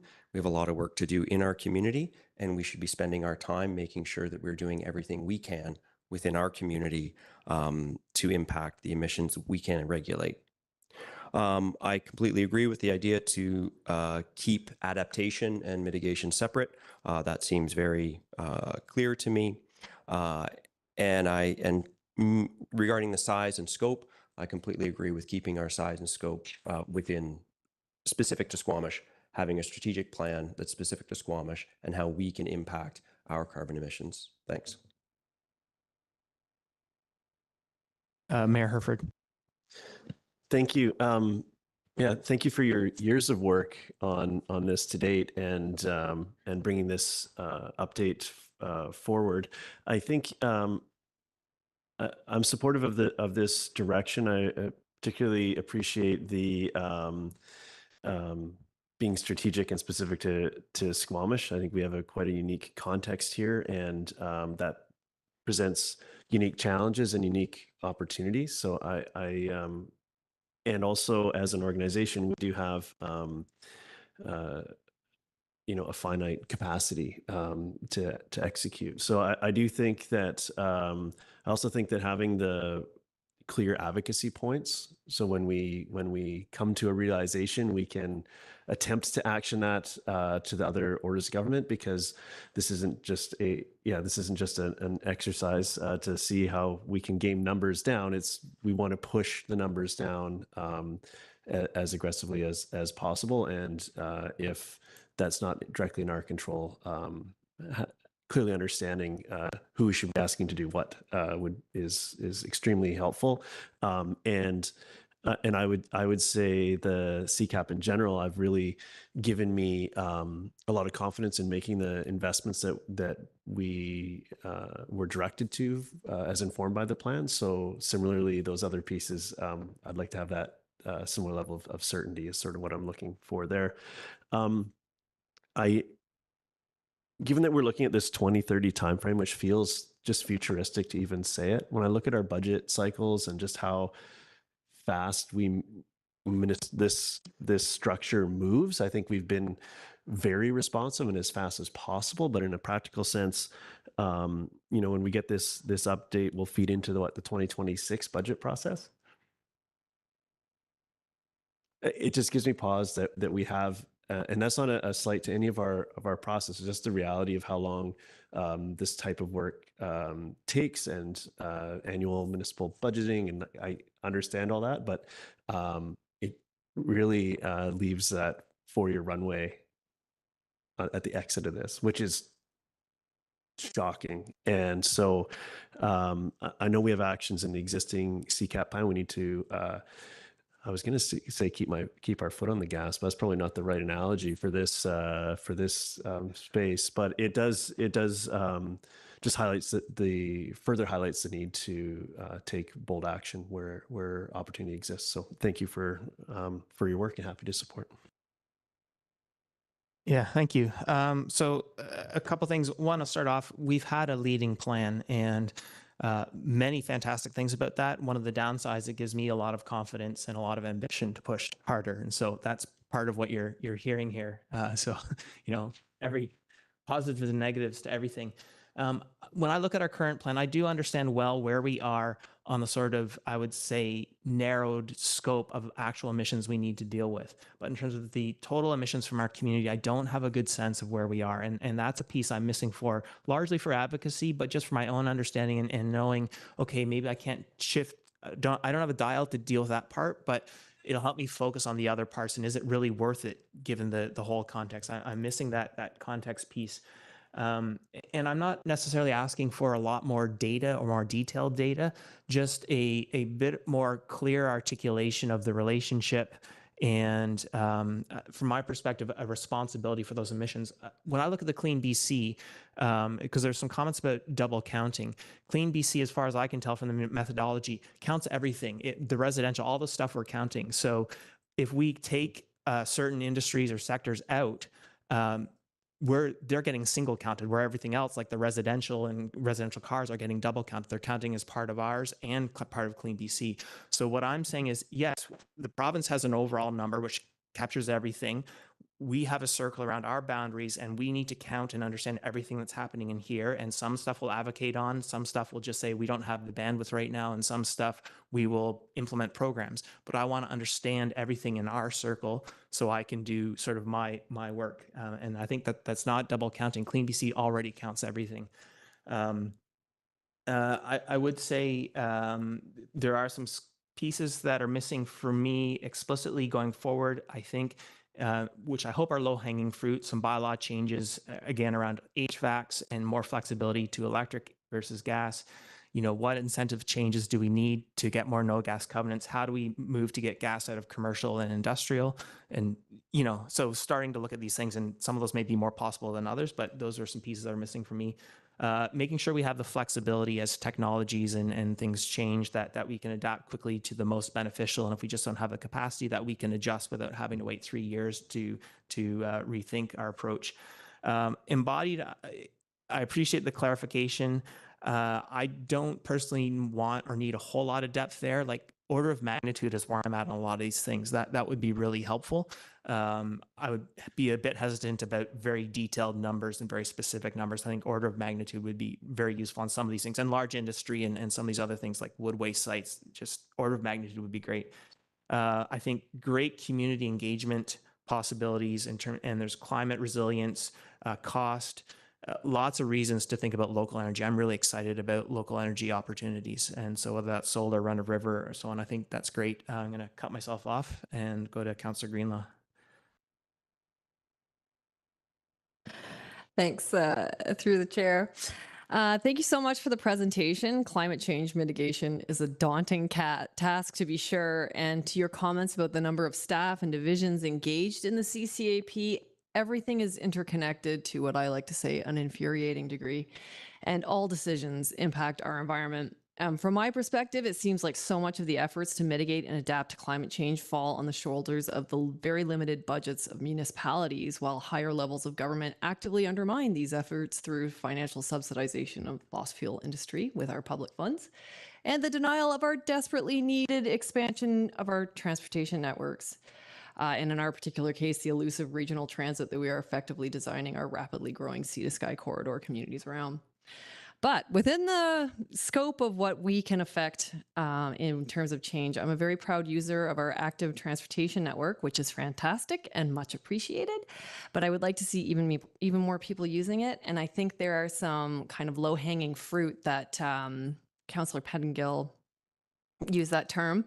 Personally, I'd like to see our trails as a top priority for snow removal. I live in Valley Cliff, and to be frank, our active transportation is severely impacted by snow because we are not plowing our shoulders. And I have been documenting this if anybody's interested. But that's our active transportation in many cases, is our shoulders of these roads. And further to some conversations we've been having around this table, and to build on some of the comments that have already been made, I think that appealing to our community members to heed speed limits in an attempt to keep that small town feel that I hear a lot about people lamenting, but also to keep our active transportation users safe on the road, and to give consideration to the fact that just because cars are on the road does not mean that they're the only users. And it's far easier on our tax dollars to be a driver considerate of other road users than it is to build entire networks for bikes and pedestrians. That was a huge takeaway for me when on our trip to Japan, is how considerate drivers were of other users of the road. And that's something that individuals in our community can take with them. Anyways, thank you very much for all of your hard work. I know a lot of municipalities in BC that I hear from are very complimentary of the hard work that Squamish does, and in particular our staff, to prioritize environment and climate change in our policies. So I want to thank all of our staff who are working on that, which is effectively all of our staff. And thank you for keeping us as leaders in this respect, because it really means a lot, especially in this time. So thank you. Okay, I know we've got a resolution, but I want to make sure that staff are clear if there's any points of clarity or uncertainty staff have from the feedback. Okay, so it looks like we're good. I will call the question. All those in favor? And motion carries. Thank you very much. Great work, everyone. I will now call a recess, and we will be back at 1 o'clock.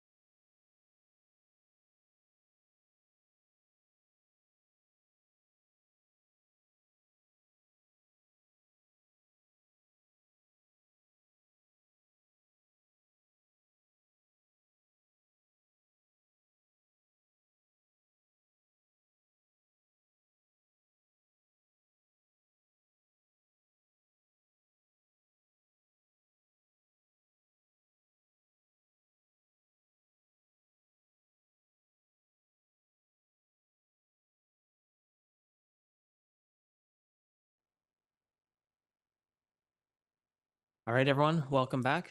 Hope you all had a good lunch. I'll throw it over to Mr. Gunn and Mr. Valniscus to introduce everyone at the table and Thank you. proceed with the presentation.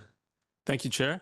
So today's topic is the Squamish Housing Action Plan and a general overview of our work plan in the next, especially in this year, and then bleeding into the next year. With me today is our senior planner, Matt Gunn, and our new manager of current planning, Jesse Fletcher. Jesse was a planner here previously, you're all familiar with her work. So today the presentation will be starting off with Matt as soon as he catches his breath, and then I'll do the second half of the presentation, and all three of us will support council discussion if there are any questions or points of clarification. Are you ready, Matt?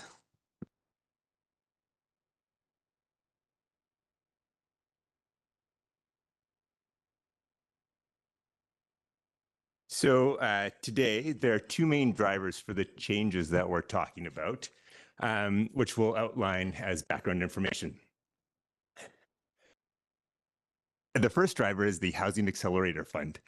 In 2023, a grant initiative to distribute $4 billion in federal funding to implement initiatives that speed up housing development and increase supply.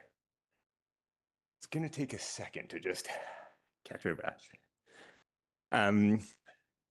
The funds can be allocated to a wide range of housing-related projects and initiatives. Half funding is performance-based, depending on the additional units that will be expected. Advancement of later funds is dependent on delivering new housing units beyond expected business as usual. The district half application projected an additional 256 units over a period of 3 years. Long-term benefits are expected beyond the 3-year period. At the July 18th, 2023 regular meeting, Council endorsed in principle the grant application. On January 23rd, 2024, it was announced that the District of Squamish will receive just over $7 million over a 4-year period. The second driver is provincial legislation. In late 2023, the province passed 3 bills to support the Homes for People program. Bill 44 was small-scale multi-unit housing. Bill 46 focused on development charges, and Bill 47 focused on transit-oriented development. The bills were followed by policy guidance. The legislation outlined significant changes to municipal authority intended to support the expansion of housing supply within the province. Some of the implications include direction to update the housing needs report based on new methodology, direction to update the OCP and zoning bylaw to reflect the housing needs, prohibition on public hearing for residential applications,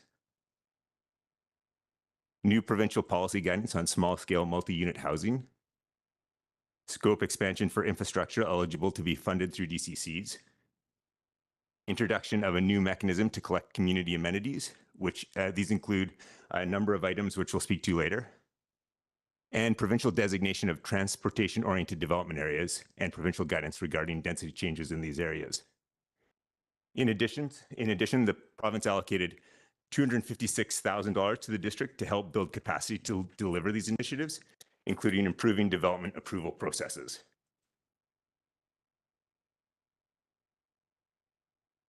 Significant housing policy and regulatory work is required to address the half grant application and Bills 44, 46, and 47.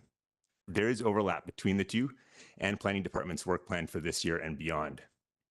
The various projects and opportunities are outlined in the staff report. Commitments made in the half grant application and the new legislative requirements align with many OCP policies. The actions represent a significant opportunity to address an extensive list of OCP housing policies. These actions are expected to result in a systemic change to housing regulation. Most actions will be subject to council consideration and adoption or approval. This includes all zoning and OCP bylaw updates mandated under provincial legislation, as well as the new revenue options. There's 9 action areas in the Squamish Housing Action Plan overview. Action areas 1 to 7 fulfill Housing Accelerator Fund commitments. Action areas 3, 4, 6, and 9 include components that satisfy the new provincial requirements. And action area 8 takes advantage of new development revenue options under provincial legislation. At the end of this presentation, we can display the more detailed list of actions under these categories and discuss any specific items that council would like to speak to. Switch.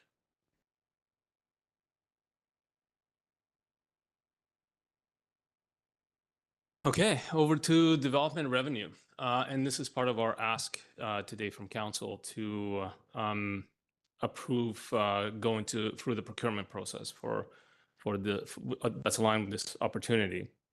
So the new development and amenity cost charge opportunities align well with provincial funding for implementation. So the money that the province has given us, the $250-some thousand, there are specific conditions to those expenditures, and both of these projects qualify well because the intent of that funding is to help local governments implement the new regulations and opportunities. So the scope for expanding the infrastructure eligible to be funded through DCCs, you can see in the table there below. DCC bylaw tool now includes funding for fire halls, police stations, as well as solid waste and recycling facilities. For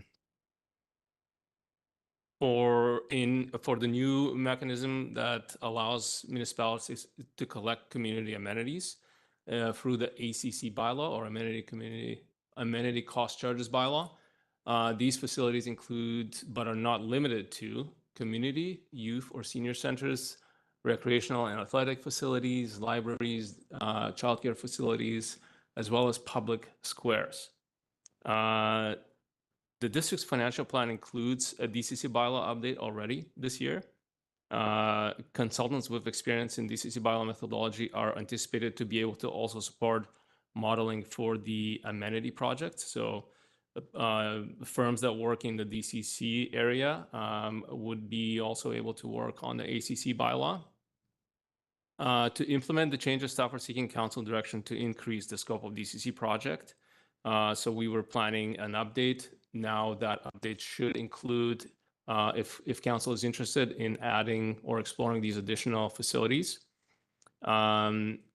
and to incorporate a new amenity cost charge bylaw, which would be funded by the grant and procure a consultant now. So really we're worried about, because all municipalities have received this funding, and this tool is new to everyone. Presumably there's going to be a large number of municipalities that are going to be wanting to start the ACC bylaw as a project. And so those consultant resources could be easily spoken for this year. So we're trying to get an early start on it if council permits. And then the provincial grant funding of $257,000 will be incorporated into the budget during the upcoming spring amendment. In terms of our work plan, given the significant amount of work needed to implement the systemic changes to the regulatory side of housing supply, reprioritization of our department work plan in the short term will need to be considered. This work is anticipated to take place early this year and in tandem with any forthcoming updates to the district strategic plan. In addition to the existing work plan, which largely revolves around policy development, review of regulations, and park infrastructure planning, much of the capacity in our department is dedicated to development applications. This work is critical for housing and employment space, but short-term prioritization is required to ensure continuity of service levels. And I've added a table here that's in the staff report. It shows the 4 neighborhood planning projects that are currently active, as well as the fact that we have 2 applications in front of us right now for 2 new neighborhood level type of planning projects. And realistically speaking, we can't continue to provide the service level we're currently providing and take on this, the housing action plan, if we add those 2 applications in. There's just not enough council agendas, resources across the organization to try and handle it all. Our recommendation would be to delay the processing of those two applications, 5 and 6, till the start of next year. Because most of the housing action plan work is going to be initiated this year. And a lot of it is supposed to wrap up by the end of this year too. So as we go through this 3-year cycle, that's part of our CMHC commitments. It's very much front loaded to 2024, and then 25 gets lighter, and then 26. Now, of course, we're expecting that things don't always go according to plan, and some of the work that we start this year is going to bleed into next year. But by early next year, we will have a really good idea of what's still outstanding in terms of completing commitments that we committed to this year to CMHC, as well as the provincial requirements.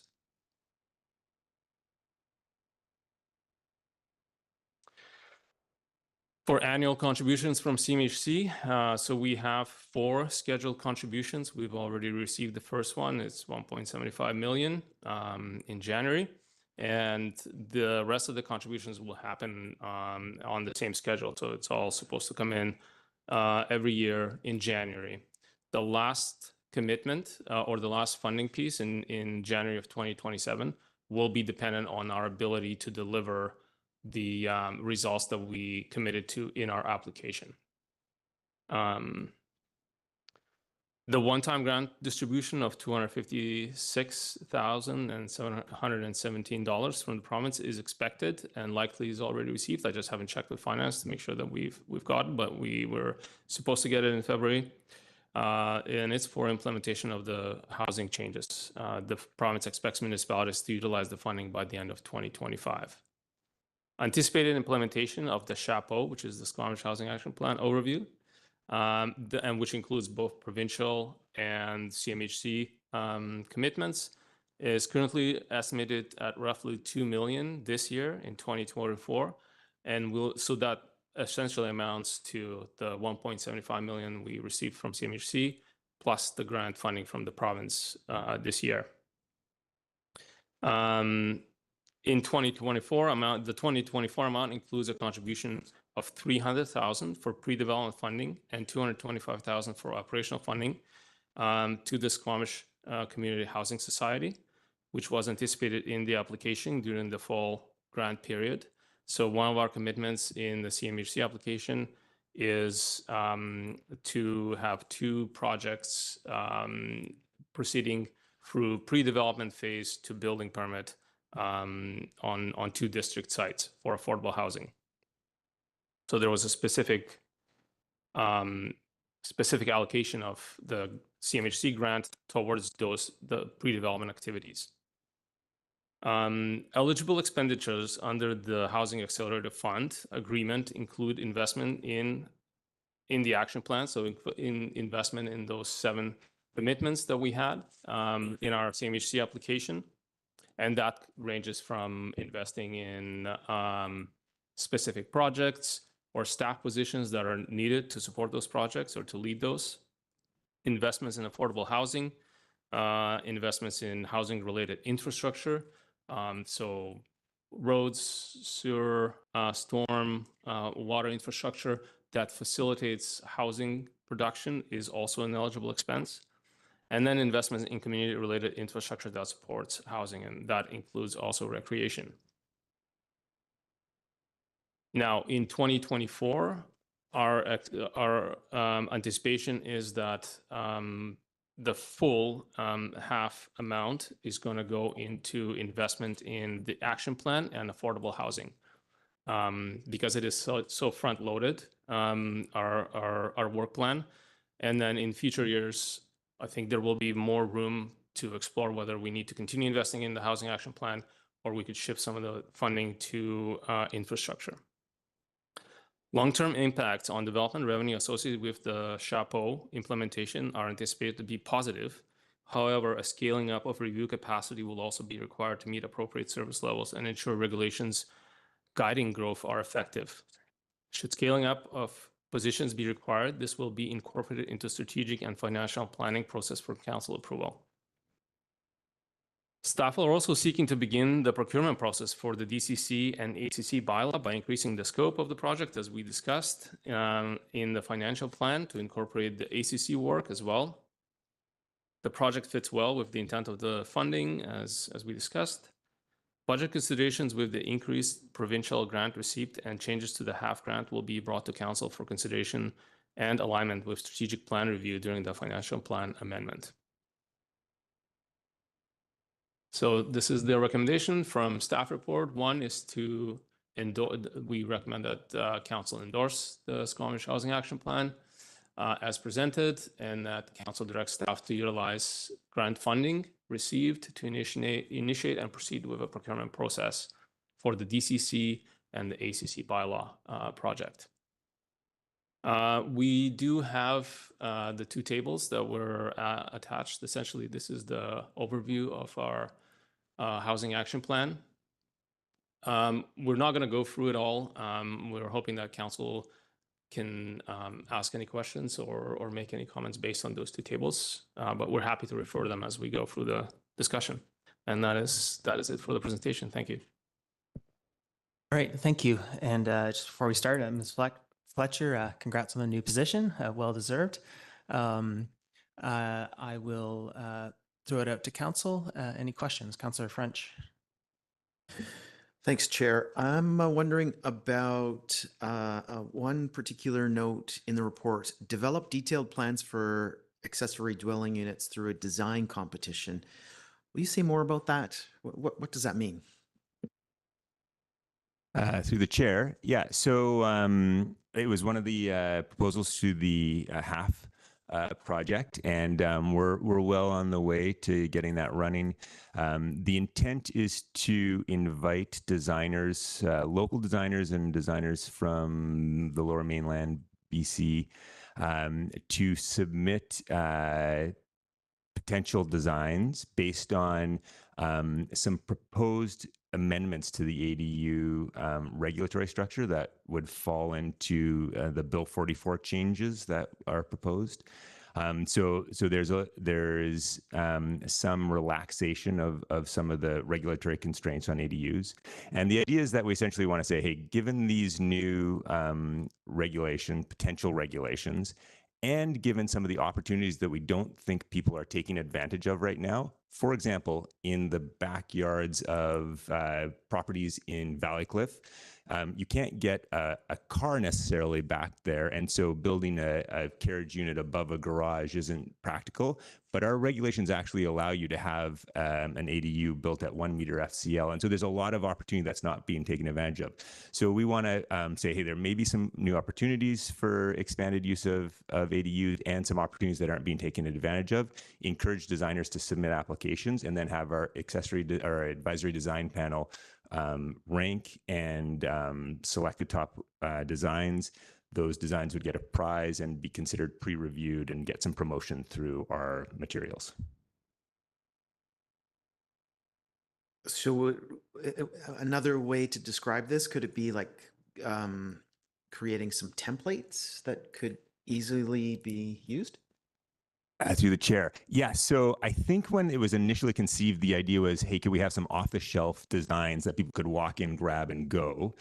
As we've explored this, both internally with our own staff, but also talking to other municipalities that have tried to go down this road, the off-the-shelf often becomes really problematic because there are a lot of site-specific constraints that consume most of the time with our department's review process, FCL, site characteristics. And so the pre-approved off-the-shelf, while very appealing, isn't often very functional. We're trying this pre-reviewed, which we have a bit of an accelerated, they get a bit prioritized over other ADU and suites, but it's something that works in a lot of situations, but it still does require review because of site-specific characteristics. Mayor Herford. Thank you. I'm wondering about, there was the table about the sub-area planning processes that are underway, or whether district-led or proponent-led. And, there's been some discussion in the community around the next OCP sort of dictates the next places where essentially I think all neighborhoods, it's kind of understood, would benefit from a deep dive into their constraints, opportunities. How do you see this work feeding into future the chapeau and related actions, sort of fitting into what that actually looks like? Because below the list of in the OCP, below the list of next neighborhoods, there's all the considerations that would be accompanied there. So does this work sort of lead to a different scope of existing neighborhoods, neighborhood plan, like next neighborhood plans? Do we look at that differently because this other work's being done more broadly across the community? Like, just how do you see these things fitting together? We see this list that we have here, but we also have some district sort of priorities in our current OCP. But just how are you seeing these things fit together? How do we untangle this? Through the chair, I think the landscape, the planning landscape has changed since we did our last OCP, which had very specific direction to start neighborhood planning, cover neighborhoods, all of our existing neighborhoods with neighborhood plans. So I think the expectation now is that we need to finish the work that we've started. But once we finish, so one of the projects up here that is district initiated is the Garibaldi Estates Neighborhood Plan. Once we finish the Garibaldi Estates Plan, we're going to move on to the OCP update, the general update of the OCP, which we need to do. And through that process, we're going to have to determine whether neighborhood planning for existing neighborhoods is still a useful way to make sure that OCP policies are met in each neighborhood, or whether that can be captured in the overall OCP. And just to the chair, one of the main goals that we've tried to do with neighborhood planning is identify where we're going to locate new housing. And through the requirements of the housing needs assessment and then integrating that into the OCP, much of that fundamental work is going to have to be done across the entire community based on the objective, the numbers put forward that come out of that housing need assessment. So a lot of that difficult work, the province is saying you now have to do that in one go across the entire community and land those dwellings across your community. So I think one of the big chunks that's done in neighborhood planning, we're going to be doing as a community up front in the near term. And so that will change the imperative to do neighborhood planning. There will be other aspects that could be useful, but one of the big pieces we're going to be doing. Okay, thank you. That's helpful.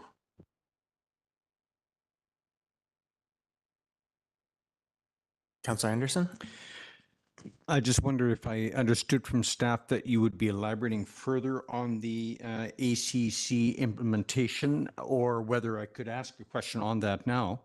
And that question is, the UBCM has been made a number of key reports over the last couple of years, and they refer to elements that are covered in the definition under amenity.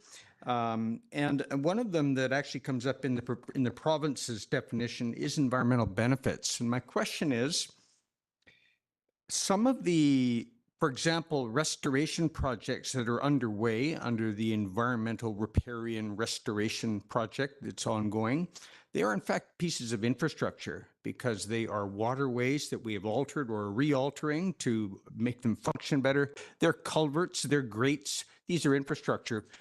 Is it possible that these kind of restoration infrastructure elements could be considered as an amenity for the purposes of defining our own approach to an ACC bylaw?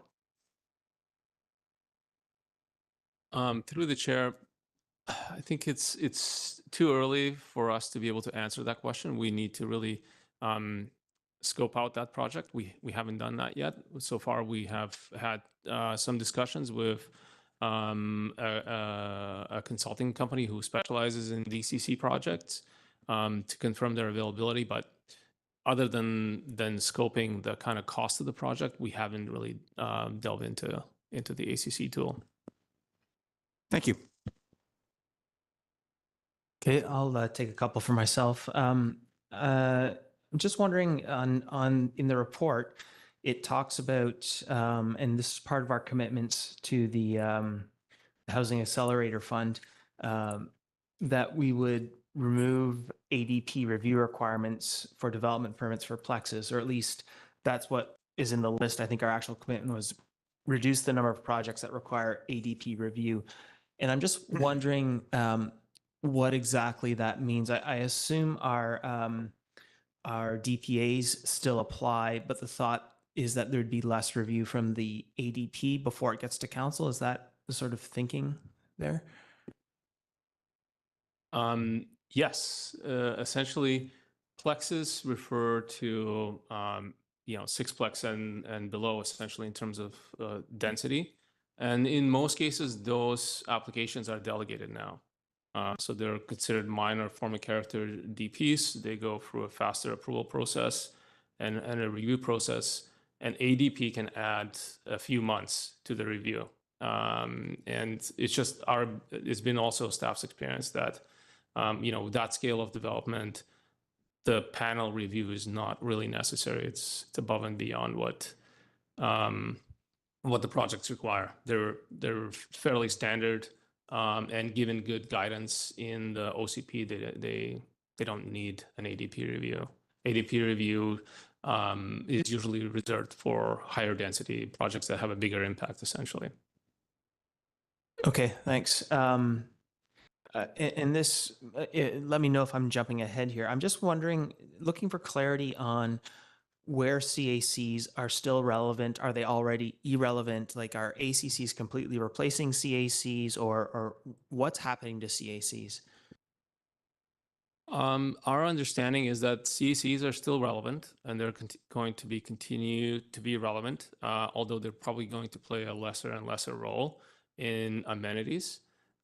So because the rezonings are still going to be a thing, we're still going to be processing rezoning applications. We can still use our CAC policy to secure amenities, but we can't use both, essentially. So once we adopt an ACC bylaw, and I believe it's a year after that, because anybody who's going to be in process with their application while we go through the ACC bylaw process and adopt it, after the adoption, if you had a precursor application, say you had a rezoning application in, you went through the rezoning process, you committed to some CACs through that process, and then the year after you have protection from ACC bylaw before it kicks in. It's very similar to a DCC regime. But even after we have an ACC bylaw, I believe we're still going to be able to use our CAC policy. But I think we'll have to reevaluate that once we have an ACC bylaw and to see what it captures, whether we need to rely on a CAC policy. Because my understanding with ACCs is any development that triggers an increase in population or employees will trigger the ACC bylaw at building permit stage or subdivision. Matt. Yeah, one thing to add back to what we were talking about with neighborhood planning versus what we're going to have to do with the housing needs assessment and updating our OCP and zoning bylaw is that we will get a housing needs report that says you need to have this many units capable of being built under current zoning. We'll then have to change our OCP and our zoning to match that. And so those projects could conceivably not need to go through a rezoning process. So if the housing needs report says you need to accommodate 6,000 new units, we have to pre-zone those 6,000 units across the community, and that takes them out of that rezoning process. They may come back and say, hey, yes, you pre-zoned us for this and we want to go higher, and that could trigger CACs, but we have to pre-zone for what the housing needs report says we need to be able to accommodate. Okay, and just one more question. Right now, when we see a rezoning, we don't necessarily just look at CACs. There's another sort of category, I would call it. So for example, sometimes there's discussion about number of accessible units or number of units convertible to accessible or building energy systems, these sorts of things. Do we know where those would fall? Can those be part of pre-zoning of sorts, or do those sorts of things have a home in the new regulatory context, or do we know? There are certain things that are regulated by the building code that we cannot regulate through the zoning bylaw or another bylaw. And accessibility may become one of those things because we know the province is planning to require a higher standard of accessibility throughout the building code. So I think the landscape is always changing when it comes to provincial regulation and when it comes to housing. I do think that there's still going to be room for rezoning processes because and we haven't finalized this assessment yet. It's part of our chapeau work. You know, we do have quite a few pieces of land that are already pre-zoned that are going to go a long ways to addressing our housing needs for the long term. It's probably not going to go all the way, but I think that yeah, I just don't see us getting to a place in the near term where we are not going to be doing rezonings, where we're going to have enough land already pre-zoned. Okay, thank you. Councillor Hamilton. Yeah, thanks. On this, I really appreciate having these conversations because this is a really complex topic with a lot of legislation that's coming down the pipe that's new and uncertain, and it's going to be changing a lot. So please forgive my misunderstandings if there are any on what's happening. One of the things I found interesting about Mr. Gunn, your last response. So we need to understand. So we need to pre-zone for enough housing based on the housing needs assessment. Do we have an idea of how much we already have pre-zoned?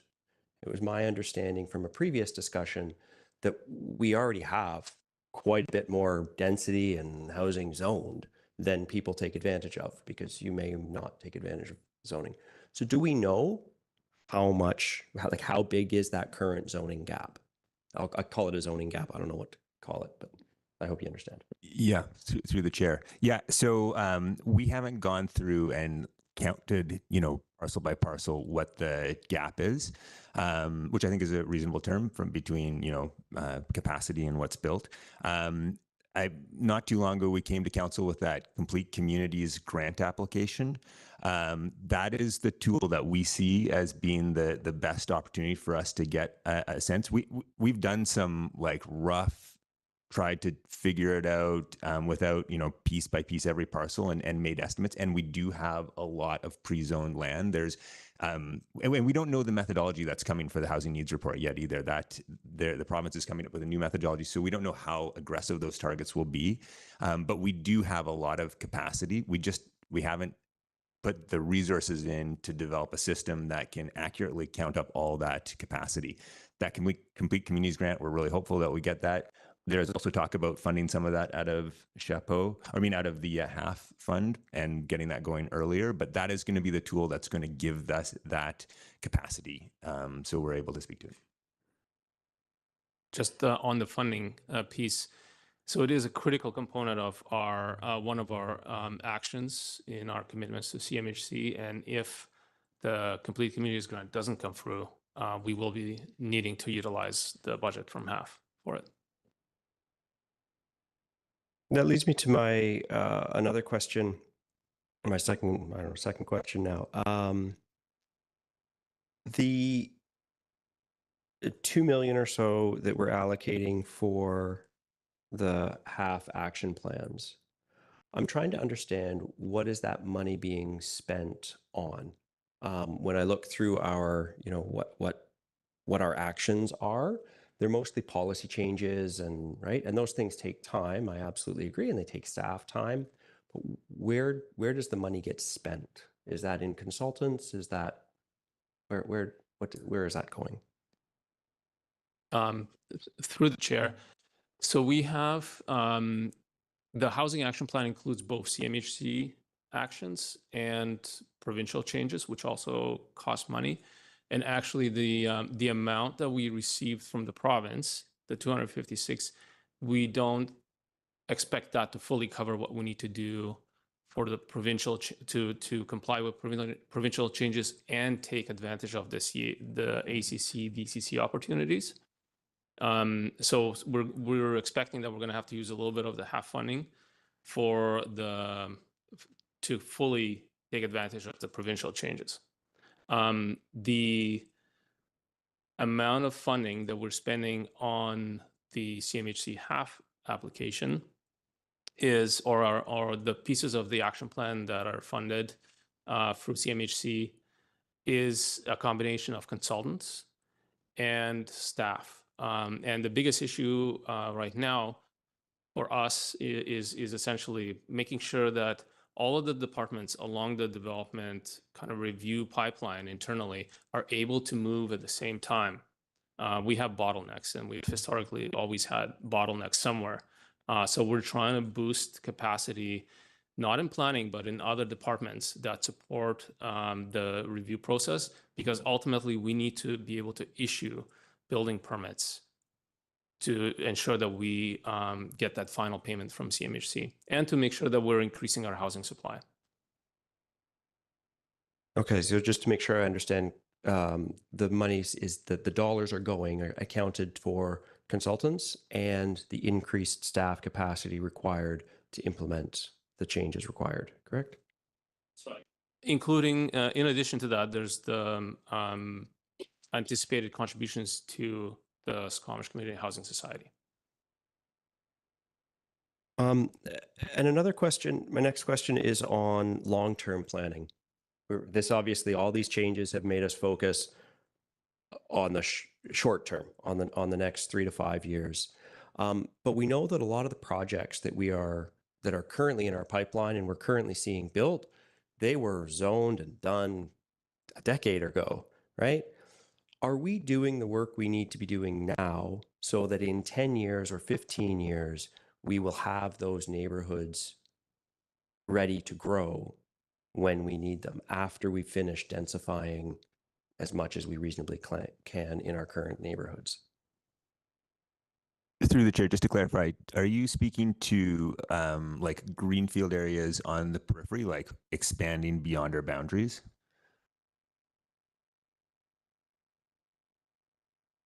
That's a great question. And one of the projects in our CMHC commitment is the Complete Communities Infrastructure Planning. I think that is the outstanding question we have: how much density can be accommodated before we need to go onto the greenfield sites? Because it is a matter of time when we need to go there. The answer to that question has always been a little bit unclear. We've always had an indication that we still have capacity internally. But I think going through these in the short term, the work that we're going to do is going to provide a lot more clarity in terms of when we would need to look at expanding into the greenfield sites. Yeah. Yeah, through the chair, just and a little more detail on that. As I said, we haven't done a comprehensive parcel by parcel analysis. We've done some more broad-based estimates, but from those estimates, it does seem quite likely that with maybe one move outside the growth management boundary, maybe one parcel that has been on the books for some time or been discussed, that it's quite conceivable that without too much stress, without big significant changes to how we perceive zoning moving forward, that we could double the population of the community within the existing growth management boundary. So we're at around 25,000. And when we do that analysis, it looks like 50,000 people could conceivably fit within the existing growth management boundary, and a slight expansion to include a parcel that's been talked about previously. Those are rough estimates, and that's where we really are looking to this Complete Communities grant to help us understand. But when we look at a lot of the capacity that is out there, there are some really big projects, really big properties that could contain a lot of density over time that are just, have always been conceived of. And so there is quite a bit of capacity internally. What we've seen over time is that as we've accepted more density, like we have taller buildings now in our community, the projected amount of population that can be contained in the growth management boundary has increased over time, or within the footprint of our community. So I see quite a bit of capacity moving forward. And may I have one more? A quick one. Yeah. This is actually about the last comment with the height, right? We're now at a height limit based on the fire department. Basically, our fire department we can't go above 6 or 8 stories or 6. Is there any plan to extend the capacity of our fire services so that we can go higher, or is that not on the table? Through the chair, it'd be great if our fire chief, Aaron Foote, was here to speak to that. But I believe, as you know, we are a growing community, and it's a matter of when rather than if we grow the fire department, and that will have to be part of strategic and budget discussions in the future for sure. Councillor Stoner. Thank you. Through the chair, a few questions. My first one is around the cost of building units already pre-zoned for triplexes and fourplexes. We have a number of these, especially on the west side of the highway, kind of Dentville area, but we haven't seen that many people actually take advantage of them. And so I'm just curious, does the action plan address some of the challenges that we've heard and seen from developers in terms of being able to actually action the 3 and 4plex sites? Through the chair, that's a really good question, and it does address it in from a perspective of infrastructure. What we see quite a bit is the challenges for these smaller developments to when they end up in a location with insufficient infrastructure, and they have to lift the cost of upgrading infrastructure. So I think what the plan is to relook at all of our infrastructure plans to make sure that they can accommodate the density that we need to as per our housing needs assessment. And then following that, we are expecting that we will need to make strategic decisions about infrastructure investments that are based on location of housing and where we see growth happening in the short term. I think resolving the infrastructure challenge is the biggest thing that we as a municipality can do. And add to that, some of the other constraints that I've heard of is, when time is money, like time is a big issue for anyone doing a development project. So when we have zoning in place, when a DP application is a faster process, those certainly improve the pro forma. But at the same time, I think, that we're in a really difficult time period in terms of land value, labor costs, construction costs. It's very challenging for a lot of projects right now. And I think that under the current environment, those projects are going to be quite challenging. I don't think with the change of legislation, we're going to see the town wholesale raise and get rebuilt as plexes. I think it's going to be a very slow incremental shift on top of the infrastructure challenges, presuming those are resolved. Thanks for that. My other question, and apologies if I missed this, I was late to your presentation. The OCP update has to happen after we update our housing needs assessment, but can staff just speak to what the anticipated scope and timing of the OCP update is expected to be? For the chair, that is another very good question. We don't yet know the full scope of the OCP update. I think that's something that we're going to have to do early this year. At the very basic, it's going to be incorporating the updated housing needs report into the OCP. And then, of course, reviewing the need for neighborhood planning. We have a section on neighborhood planning in the OCP and whether we need to continue. We need to keep that order. We have a list of neighborhoods. And I'm sure I'm forgetting other burning items that we need to also address in the OCP, Matt. Maybe one thing I would add to that, through the chair, is that we have a quite defined timeline in which we can implement that OCP amendment. So the housing needs assessment gets done, I think, on a December, and then the next December, the OCP needs to be done, and there's a consultation requirements with every OCP. So the timeline's quite compressed. If there's, hope that there's a big, significant engagement process, it probably needs to be very tailored to the specific things we need to achieve, which are related to the housing needs assessment primarily. It's such a short time period that there's only so much that can be done. Yeah, thanks for that. I think that's part of what I was trying to get at, is how do we make sure that we communicate the scope of the update in such a way that people know what to expect in the OCP update, because the last one that we did was very extensive. It took 2 years. Matt, you'll remember this far too well. But that's not the same level of update that we're talking about here. And so I think just setting that expectation early with council, with staff, with the community about how we're actually going to meet that deadline and what the parameters of that update are going to be will be really important. That was a comment, not a question. Sorry. I do have 2 more questions. My other question was, I'm just curious. So the Housing Accelerator Fund, the staff report says that it is expected that it'll deliver 256 units above business as usual. And how many of those are expected to be affordable? I believe it's 85. And that relates to the pre-development funding for the Housing Society. Okay. And then the draft budget for the Housing Accelerator Fund that council last saw was on October 3rd and was for a $6 million budget, but we were approved for $7 million. So I'm just wondering if staff can speak to what the anticipation is in using that additional $1 million. I would defer this question to the spring amendment for 2024.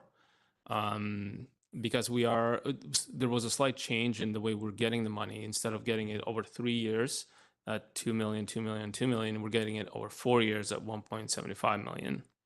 So it hasn't really provided a lot of flexibility in 2024, because essentially between the CMHC funding and the provincial grant, we're getting 2 million as we expected. But it does provide opportunities in future years, 25, 26, and 27, because there will be additional funding, especially by the time we get towards the end of the grant funding period. Okay, and then I just want to clarify another piece. In today's staff report, which I think I just accidentally closed, it says that there's $500,000 for the Housing Society, 200 of which ish was the general operating that we have previously provided, and then 300,000 was earmarked for pre-development funding. In the previous budget that we saw, there was a general line item for $500,000 that was listed to boost support to the Community Housing Society, allowing the society to expedite pursuit of a number of affordable housing projects in the community. And that wasn't earmarked to pre-development funding in the draft budget that we saw. And so I'm just curious if staff can speak to the flexibility there in spending that $500,000. There was a subsequent council motion to try and ensure that the Housing Society had some certainty in their 2024 budget request, and the earmark for the pre-development funding challenges that a little bit given where we're at. So I'm just wondering if staff can clarify what that is, or if perhaps council needs to provide a clarifying motion for that additional $300,000. Thank you, through the chair. So our budget never went down to the detail of what the funds were intended for. We have a commitment to CMHC to spend $300,000 on pre-development funding on 2 sites, and that's where the commitment is locked in. And that has to be administered this year. So the commitment is for this year. It becomes, I believe, more flexible in future years because we haven't made any commitments to CMHC. But this year, the intent of that budget ask was specific to $300,000 being for pre-development funding, because it was directly tied to our commitment made to CMHC, and the rest of it covering operations. Okay, I don't think that had been the intention of my motion back in October. And so I just would like to flag to council that I might bring a clarifying motion forward for your consideration once we get to motions. Thanks.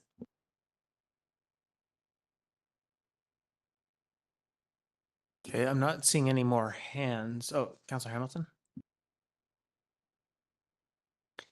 Thanks.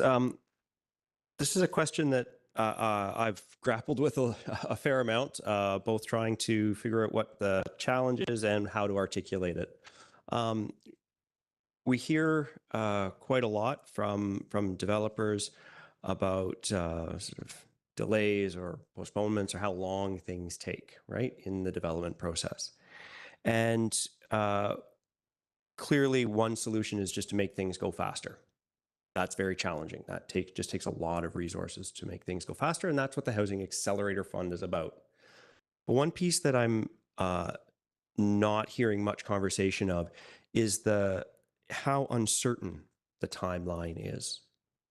So if we say to a developer, the decision will come before council at this point, and then it's either later or earlier, that puts a hiccup in their planning, right? There's certainty in the timeline, and then there's reduction in the timeline. There's two different things there. Are there any specific actions or efforts to improve the certainty in the timeline? And I don't mean the certainty of the decision. I mean the certainty of the timeline. Through the chair, I think that I totally hear what you're saying. I think rezoning is often one of the major pieces of uncertainty that developers deal with.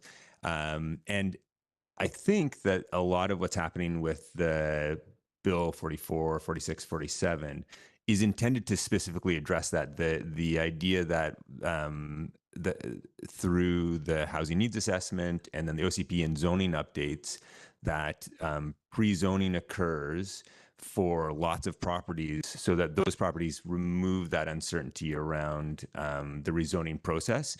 I think that's my understanding of one of the big provincial pushes is to try and address that piece of it. You know, there are many others, but just as one piece, I think that's a move towards eliminating some of that uncertainty for developers to get pre-zoned for development.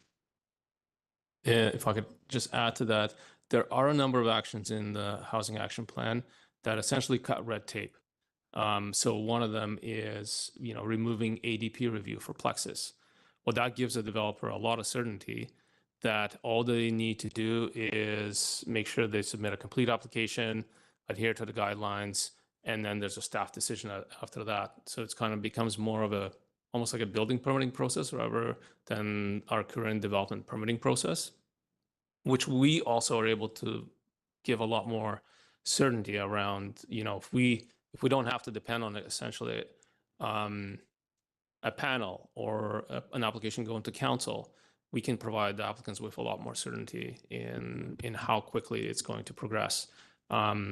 Because as soon as we have to go to a committee or a panel or a council, then we're competing with other items that may be going on the agenda as well. Things get bumped all the time because we are a very busy local government. There's a lot of action happening, and that's part of the problem. From a development perspective, I believe, is that, you never know if you're going to get bumped. And I've heard both from the rezoning stage and from the permitting phase that has nothing to do with council.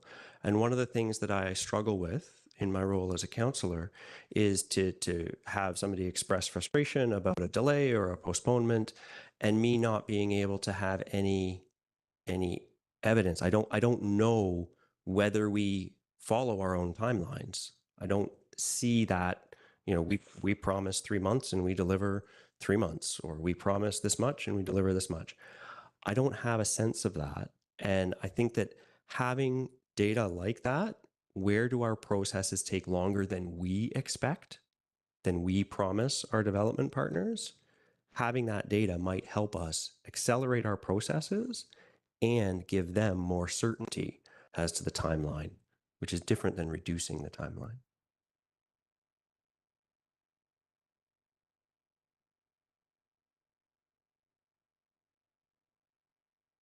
Councillor Stoner? Yeah, thanks. Picking up on the budget again. So the one-time grant distribution from the province, the $250,000 and change, can staff just clarify what they intend to use that for? Is that going to the contract for the DCC and ACC bylaw exclusively? Through the chair, Not exclusively, but yes, a big portion of that would go to adding to the current DCC budget for an update, and then having a new item for ACC bylaw development. The other portion of that would go to the OCP update, but our estimate is that might not be enough for the OCP update. We might have to add some CMHC funding to that. Okay, and then I'm curious just about timing on that. So the province appreciate that there's a bit of a pinch point in terms of actually being able to get these consulting services on board, and the amount of demand is quite high. The province hasn't yet released their guidelines on the ACC bylaw. And so that isn't currently available yet.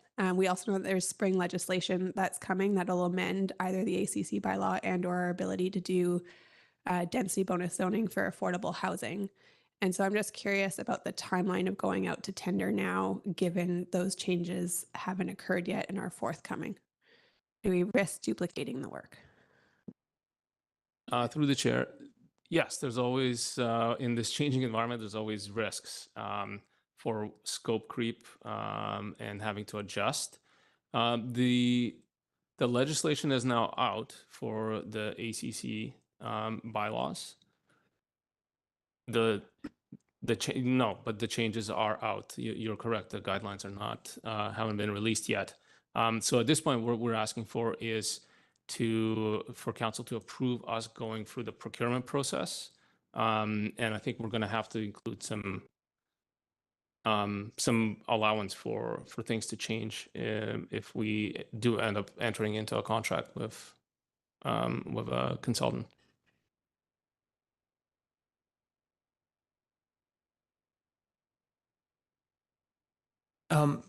Just if I could ask, we had been using our rezoning and so on as a tool, or incentives with rezoning to help improve building energy systems and meet some of our climate targets. But with the new regulatory framework, I think some of the context for that has changed. Where in this, or is it part of a separate task, do we sort of look at, okay, so how do we achieve those same goals given the new regulatory context? Or how do we sort of adapt and adjust to sort of keep moving the needle on some of those things? Where does that work happen? Sorry, I might have missed the beginning of your question. If you could repeat it. Yeah. So, for example, we've been using incentives like a density bonusing and so on. If you effectively reduce your carbon, we've been looking for no gas covenants, and there's been some discussion. I don't know that we're unanimous yet, anyways, about getting gas out of commercial and so on. But some of the tools and the leverage we've had for that in terms of rezoning, I think, is going away, or the context is changing. So, where do we do the work in this, or maybe it's part of somewhere else, to sort of make sure we are adjusted to the new context and we're not just sort of giving up on those things? That's a great question. So we do have the implementation of the zero carbon step code as a project that's active now. It's still in the beginning stages, but our recommendation would be to try and shift as much as possible into that regulatory bylaw system under our building code, rather than continuing with the no gas covenant, because we think we can achieve the same results, but with the certainty of a bylaw that applies to everybody. We also don't want to penalize in a way people that go through the rezoning process, or developments that go through the rezoning process, versus those that don't, because anyone that's going through the rezoning process without an OCP amendment essentially is trying to comply with the policies of the OCP. So trying to establish a level playing field through the building bylaw, I think, is where it would be the best practice, and that's where we're going to be suggesting to council we move through the zero carbon step code project.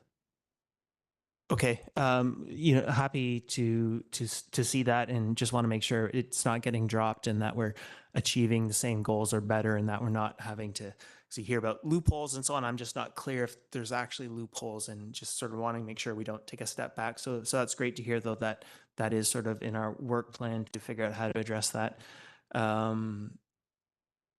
Do I see another hand? Councillor Anderson, did you have a hand up? I was going to move the staff recommendation. I think we had one more. Did you have a question? Yeah, can we go to Mayor Herford, please? Yeah, thank you. As I look at all these actions, which I think we've sort of all either are generally supportive of or have accepted that we'll need to do something to this effect by to meet provincial requirements. I wonder about when these pieces come to council, where does council discretion fall into this as far as like its pursue and so on? And some of these things, when we do that work, might come with really awkward or really challenging pieces. And how, I guess, how are you approaching that in your work? I know it'll come down to like, I don't know which awkward question we're going to be asked.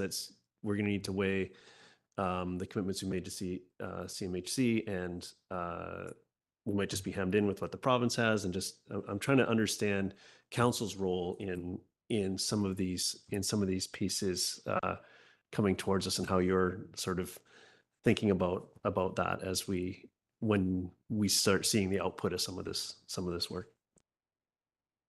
Through the chair, that is a great question.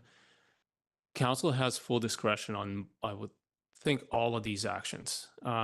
We've sort of outlined to CMHC and in our housing action plan at a high level, this is what we're going to aim to do. But certainly council is going to have to make a decision, and we're going to find out more in every one of these as we dive in. We're going to find out some constraints here and there that we're going to have to adjust. We fully expect that. And then at the end of the day, council is going to have to make a decision, and I guess the consequence might be that we don't fully fulfill our commitments and we don't get that last payment from CMHC. That's one of the outcomes. We expect that there's going to be flexibility from CMHC as well to work with us. We have a rep that's assigned to us who we're in constant communication, and we'll be having to report every year on our progress. There are some risks with the provincial changes in that those are legislative changes that have a timeline, and we have to do that. So there's going to be less discretion there, because exercising discretion increases the legal risk. Thank you. Oh, yep. Through the chair. One of the big pieces will be the changes to the zoning that's currently only for single unit dwellings, which is mandated through the provincial Bill 44, the small scale multi-unit housing. And we don't have an extended amount of time to implement that. It's a fairly short timeline, which precludes really extensive consultation with the community because it's a tight timeline. It's a lot to grapple with just to figure out how to implement that into our system.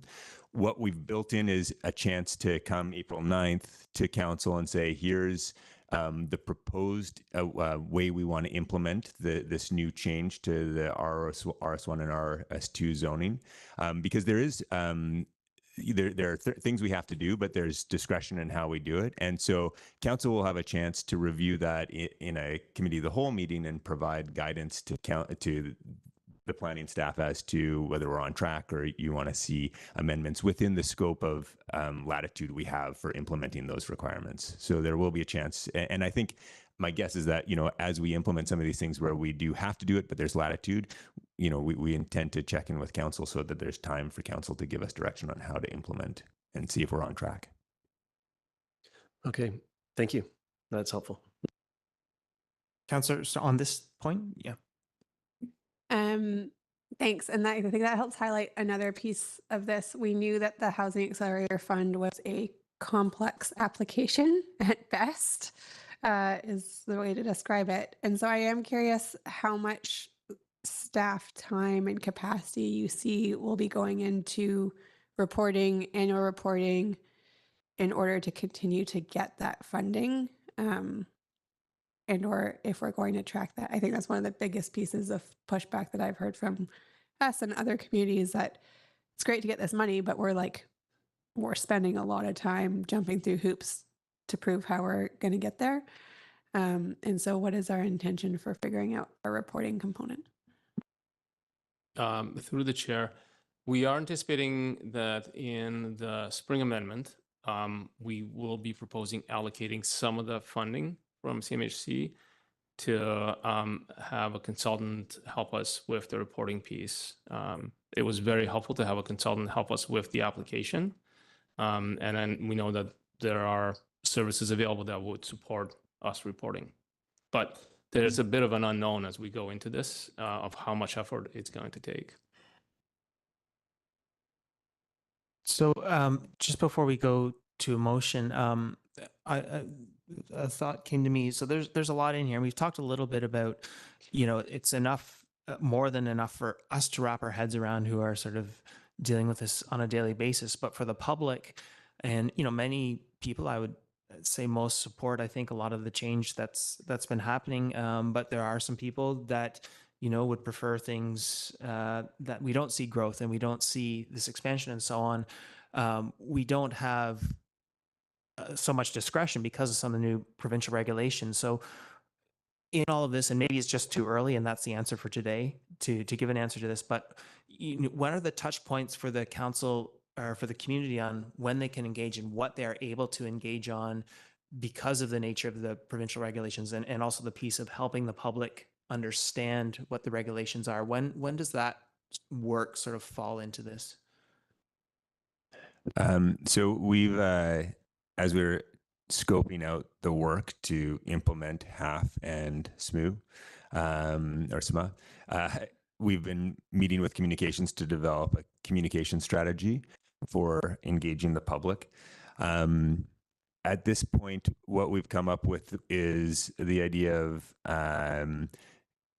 creating a set of themes. I think we have 5 themes that we can group all of these changes into. And the intention is to create a series of events in the community where we have both online and in-person opportunities for the public to come and meet and hear about what's happening and ask questions about these different categories of changes that are coming, and then to have that housed on our website as well. As essentially an opportunity to try and give the rationale and explain the stories behind it, and have opportunity for discussion and questions and answers. So we are developing an engagement strategy.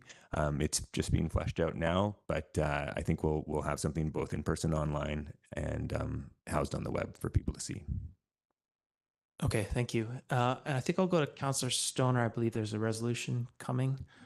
Yeah, before we move to the staff recommendations and endorsing this plan, I do just want to propose a motion for council consideration, which I have circulated in your inboxes, but has a slight amendment. And this is just to help clarify where we landed following the 2024 budget discussions. And we had previously, on October 17th, unanimously supported a motion that read that council direct an additional $300,000 from the Affordable Housing Reserve to Squamish Housing Society should the Housing Accelerator Fund grant application not be successful. The Housing Accelerator Fund grant application has been successful, but the additional $300,000 in that budget is very tailored and limited to pre-development funding.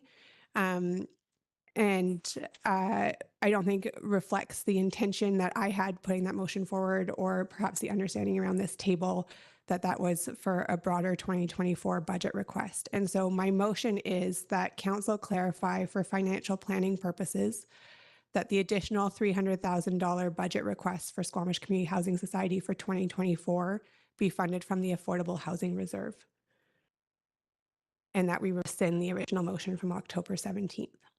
And I'll speak to it if it's seconded. Councillor Hamilton seconds. Please go ahead. So I think I gave part of my pitch for this already. I think the key here, and in my comments on October 17th, was really about trying to provide some certainty to the Housing Society to be able to advance the work that they had presented in their 2024 work plan as they see fit. There's a lot of pieces moving forward, and we know affordable housing is a key part. If that can be funded in part by the Housing Accelerator Fund, then that's great. But the intention was not to provide, was to provide them certainty for 2024. And I think that this motion just helps clarify that intent and will help move all the work forward that's being pursued at this time.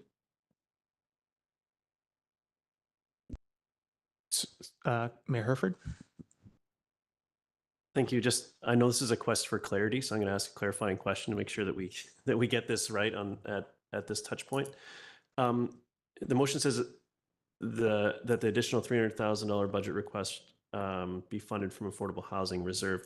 Are you saying, is that in above and beyond the housing accelerator funds that we're not swapping out the funding source, or is this an increase, or is this a swap in funding source? Because the motion doesn't, I don't think I quite get there in the motion. So currently both are in the financial plan. So there's a $300,000 line item in the financial plan from the Affordable Housing Reserve. Whether the $300,000 from the Housing Accelerator Fund budget go through the Housing Society for pre-development funding or get spent by the district for pre-development funding, I think is still to be determined. There's ongoing conversations around that. But this is just to seek clarification that $300,000 budget request from the Housing Society to fulfill their 2024 budget can just be advanced unrestricted from the from the Affordable Housing Reserve. Okay, thank you. I think with that clarity, I think it's important that we know that if affordable housing and housing work is clearly important. As we've just spent a huge amount of time discussing here this afternoon. So I think with our partners at the Housing Society, I think it's a really critical time for the organization as a start, essentially as a startup. With all the moving pieces and funding opportunities that are here, I think it's or that are being rolled out by other orders of government. I think it's important to give them the flexibility they need to really capitalize on that at this time. So I'm happy to support the motion. Thank you for bringing it forward. Councillor French. Thanks, Chair. I'm speaking in favor of the motion.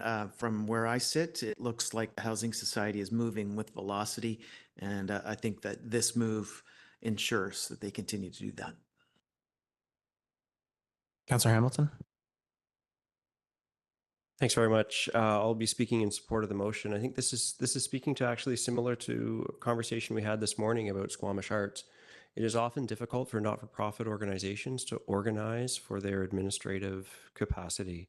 It's much easier for them to find funding for additional projects or shiny objects, if you will.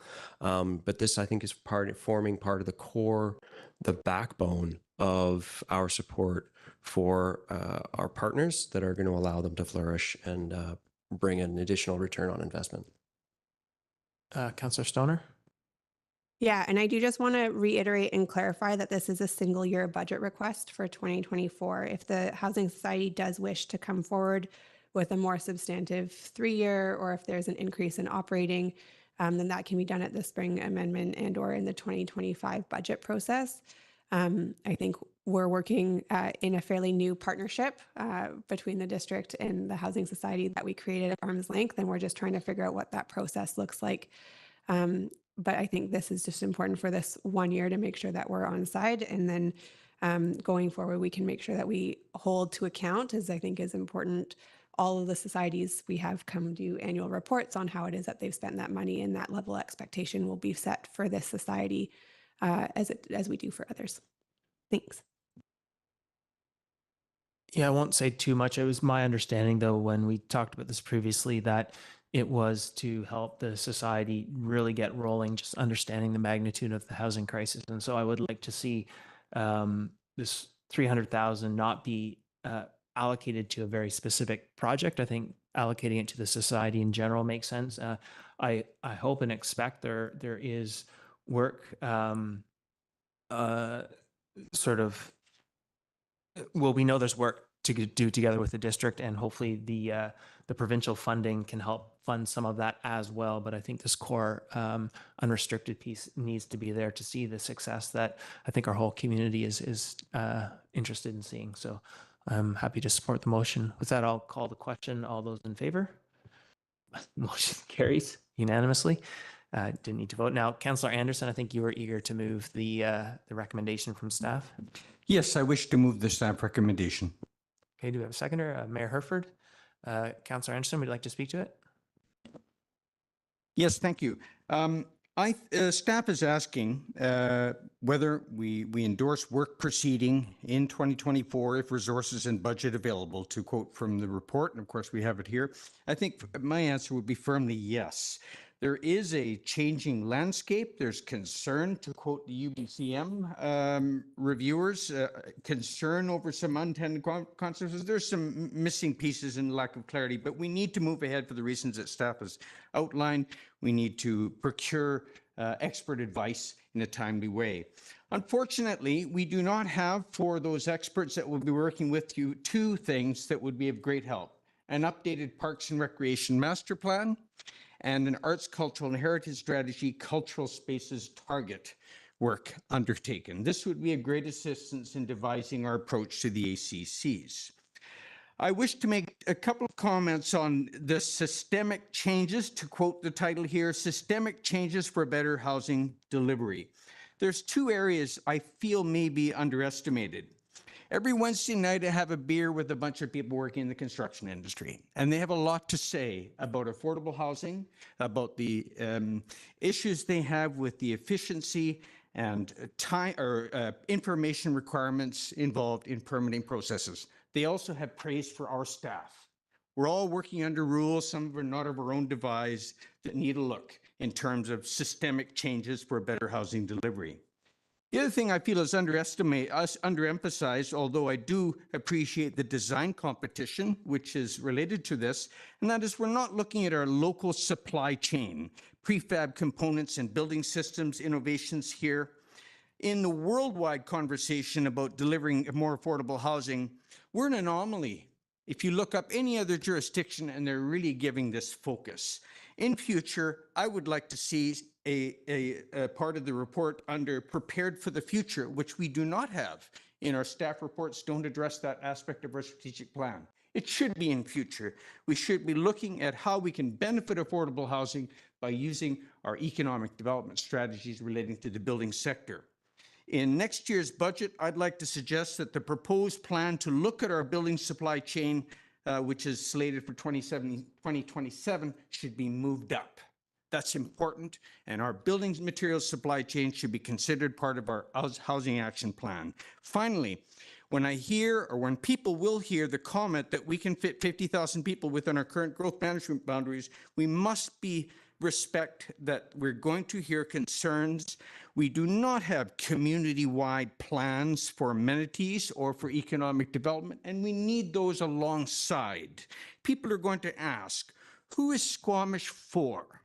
What is the function of Squamish in the wider region? Are we going to be a bedroom community? We must appreciate that these are legitimate questions that will come forward from the public, and we should be prepared for them and be also at work alongside the Housing Action Plan on what are these people going to do? How are they going to make a living? How are we going to be sustainable economically, socially, and environmentally? Thank you. Mayor Herford, did you want to speak to this? Yes, thank you. I think I'm happy to support this this motion and the work plan that represents. I think communicating to the public the magnitude of the changes both needed and underway is really important. And with a big piece of this work being sort of maybe put upon us by the provincial government, we'd hope that those supports would come, but at the same time, that hasn't been the case. So I do think that as we approach these decisions, and it's really important that we communicate the problem that we're trying to solve and where our discretion is or isn't. So I know that I appreciate that the engagement's been thought of. I can see in that the main table we worked from in our discussion today, had that piece, but I do think that'll be one of the bigger challenges with this work. But I know that we're well equipped to take on the tasks, and I do have some concerns around the I'm happy the procurement's coming early, and that's one of the key questions here. But just overall, the capacity in the province to have consultants to consult with to do this work, I think we're positioned well. But I'm really curious how that will play out broadly across the province, and of course specifically for us. So hopefully we're early enough, and I appreciate this coming forward. But I do see that as a critical point to a lot of communities actually achieving some of these goals. So I'll leave my comments there. Happy to support and look forward to those next conversations that will likely take up, by the sounds of it, nearly the remainder of our term. So thank you. Councillor Stoner. Yeah, thank you through the chair. Happy to support the staff recommendation and the plan going forward. Thanks for making sense of a really complex time of legislative changes and trying to get us on the right track. I think to Mayor Herfer's point, I had the pleasure of facilitating a panel at the UBCM Housing Summit, and the president of the Institute of BC Planners was part of it. And in her words, we don't have enough planners to do all this work, and all the municipalities in the province are now trying to get the same planners to do the same amount of work. So I think one of my suggestions going forward is wherever we can, we're not the only folks who are doing this. So the ACC bylaw, although it is going to be unique to Squamish, we all like to say that we're unique as municipalities. There are opportunities to work together with other communities, potentially joint RFPs, whether that's for the housing needs assessment. We know that's going to be fairly minor, but the methodologies are going to be required to be the same across the province. So where can we actually build and work with other communities and perhaps increase the dollar value of that RFP and make it more lucrative for somebody so that we can bring on the best as opposed to trying to do it on our own. Other than that, I think we are also extremely fortunate, and thanks for staff for putting in the heavy lifting to get the Housing Accelerator Fund. As this presentation and report shows, they really do dovetail. And we are in a really fortunate position. We don't just have $256,000 from the province, we have $7,256,000 from the feds in the province to get this work done. And so that is awesome. It also means that I think a spotlight is on us to continue to be some of the leaders in this space, which we already know that we are through the province. And I think having been one of the first small municipalities to receive the Housing Accelerator Fund, we're also starting to be seen as that on a national scale. So no pressure. But I also think that really shows the importance of the work that staff is doing, the direction that council is setting, and the partnerships that we create in order to get this to happen. So we know, similar to my comments this morning on the Community Climate Action Plan, part of this is getting our own house in order and cutting the legislative tape where we can, making sure our processes are efficient, but it's also being open and hearing from our building community, from our housing societies, from our community and broader engagement to figure out where can we actually push as far as we can. And that's what this work outlines. And I think that this is a good roadmap to get us there. Thank you. Okay, Councillor Hamilton, then Councillor French. Thanks very much. Yeah, and thank you staff for the work on this and the very large body of work you're about to have started embarking on or going to continue to embark on over the next couple of years. This is a very big piece of work. I certainly endorse the Squamish Housing Action Plan, chapeau, work plan. One of the things that it's not clear to me that I'd like to see from it, it's not clear to me if it's part of the plan or not, are the long-term housing needs. I want to make sure that we are doing the things we need to be doing now. We're starting the processes we need to start now so that in 10 years or 15 years, whenever this community does need to extend into the greenfield developments, that we've got that groundwork done well for that to happen effectively without, last minute urgent decisions happening. The other thing is I would like, I hope that we can, as we're reviewing our bylaws, we can look at ways to not just reduce timelines, but reduce uncertainties in timelines. Because time is money, absolutely, but uncertainty in time is probably even more expensive, right? So I hope that we can address those things.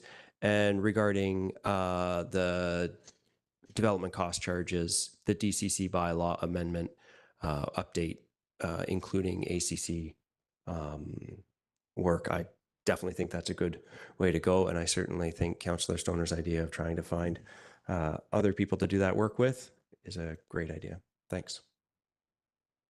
Councillor French? Thanks, Chair. And Councillor Hamilton finished off exactly where I think I'll pick up. Because as I was going through this over the last couple of days, one of my first thoughts had me remembering the words of former Councillor Jeff Dawson, who it seemed every second council meeting was talking about how we needed to move at the speed of business. In this scenario, I agree with that thought. We do need to move at the speed of business. And I had a light bulb moment when Councillor Stoner said this is a great opportunity for us to work cooperatively with our neighbors around us, because we are really working on all the same stuff. So I support the motion, I support moving with velocity, and I support working with our neighbors around us to achieve our goals. I'm also in support of the resolution. A couple thoughts. We are, as others have said, this is an enormous amount of work. And so the ideas of collaborating with other communities and sharing, borrowing, stealing, other plans where we can make sense.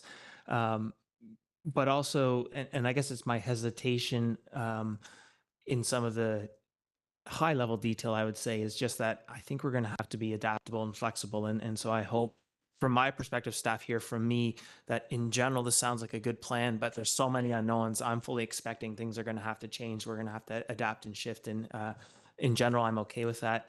I did want to speak to the table we had. I've lost it now. Of the priority projects, or not priority projects, but the large projects that we will have to prioritize to make sure we can tackle all this work. The two that haven't started yet, I think it makes sense for them to not be the priority. I would tend to put Garibaldi Estates and Waterfront Landing ahead of Oceanfront and North Crumpet in the list we have. Just intuitively, those seem to me to be a little closer to being done, but that's just sort of where my current, I guess, intuition, for lack of a better term, is. I'm not sure that's a hard and fast sort of this must be the way, but that's my sort of reaction to that list as I see it. Otherwise, excited to be getting into this work, excited that there's an opportunity for us to involve the Community Housing Society in this, and let's go get her done. So with that, I will call the question. All those in favor? Okay, no one opposed. Motion carries unanimously. Thank you very much. We will, just a question, can we recess just until 3 instead of 3:30? Yes, you can. Okay, so we will be in recess. Yeah, actually, let's do that. Can I have a motion to close? Okay, moved by Mayor Herford, second by Councillor Stoner. All those in favor? Motion carries. Thank you. So we are in closed, and I will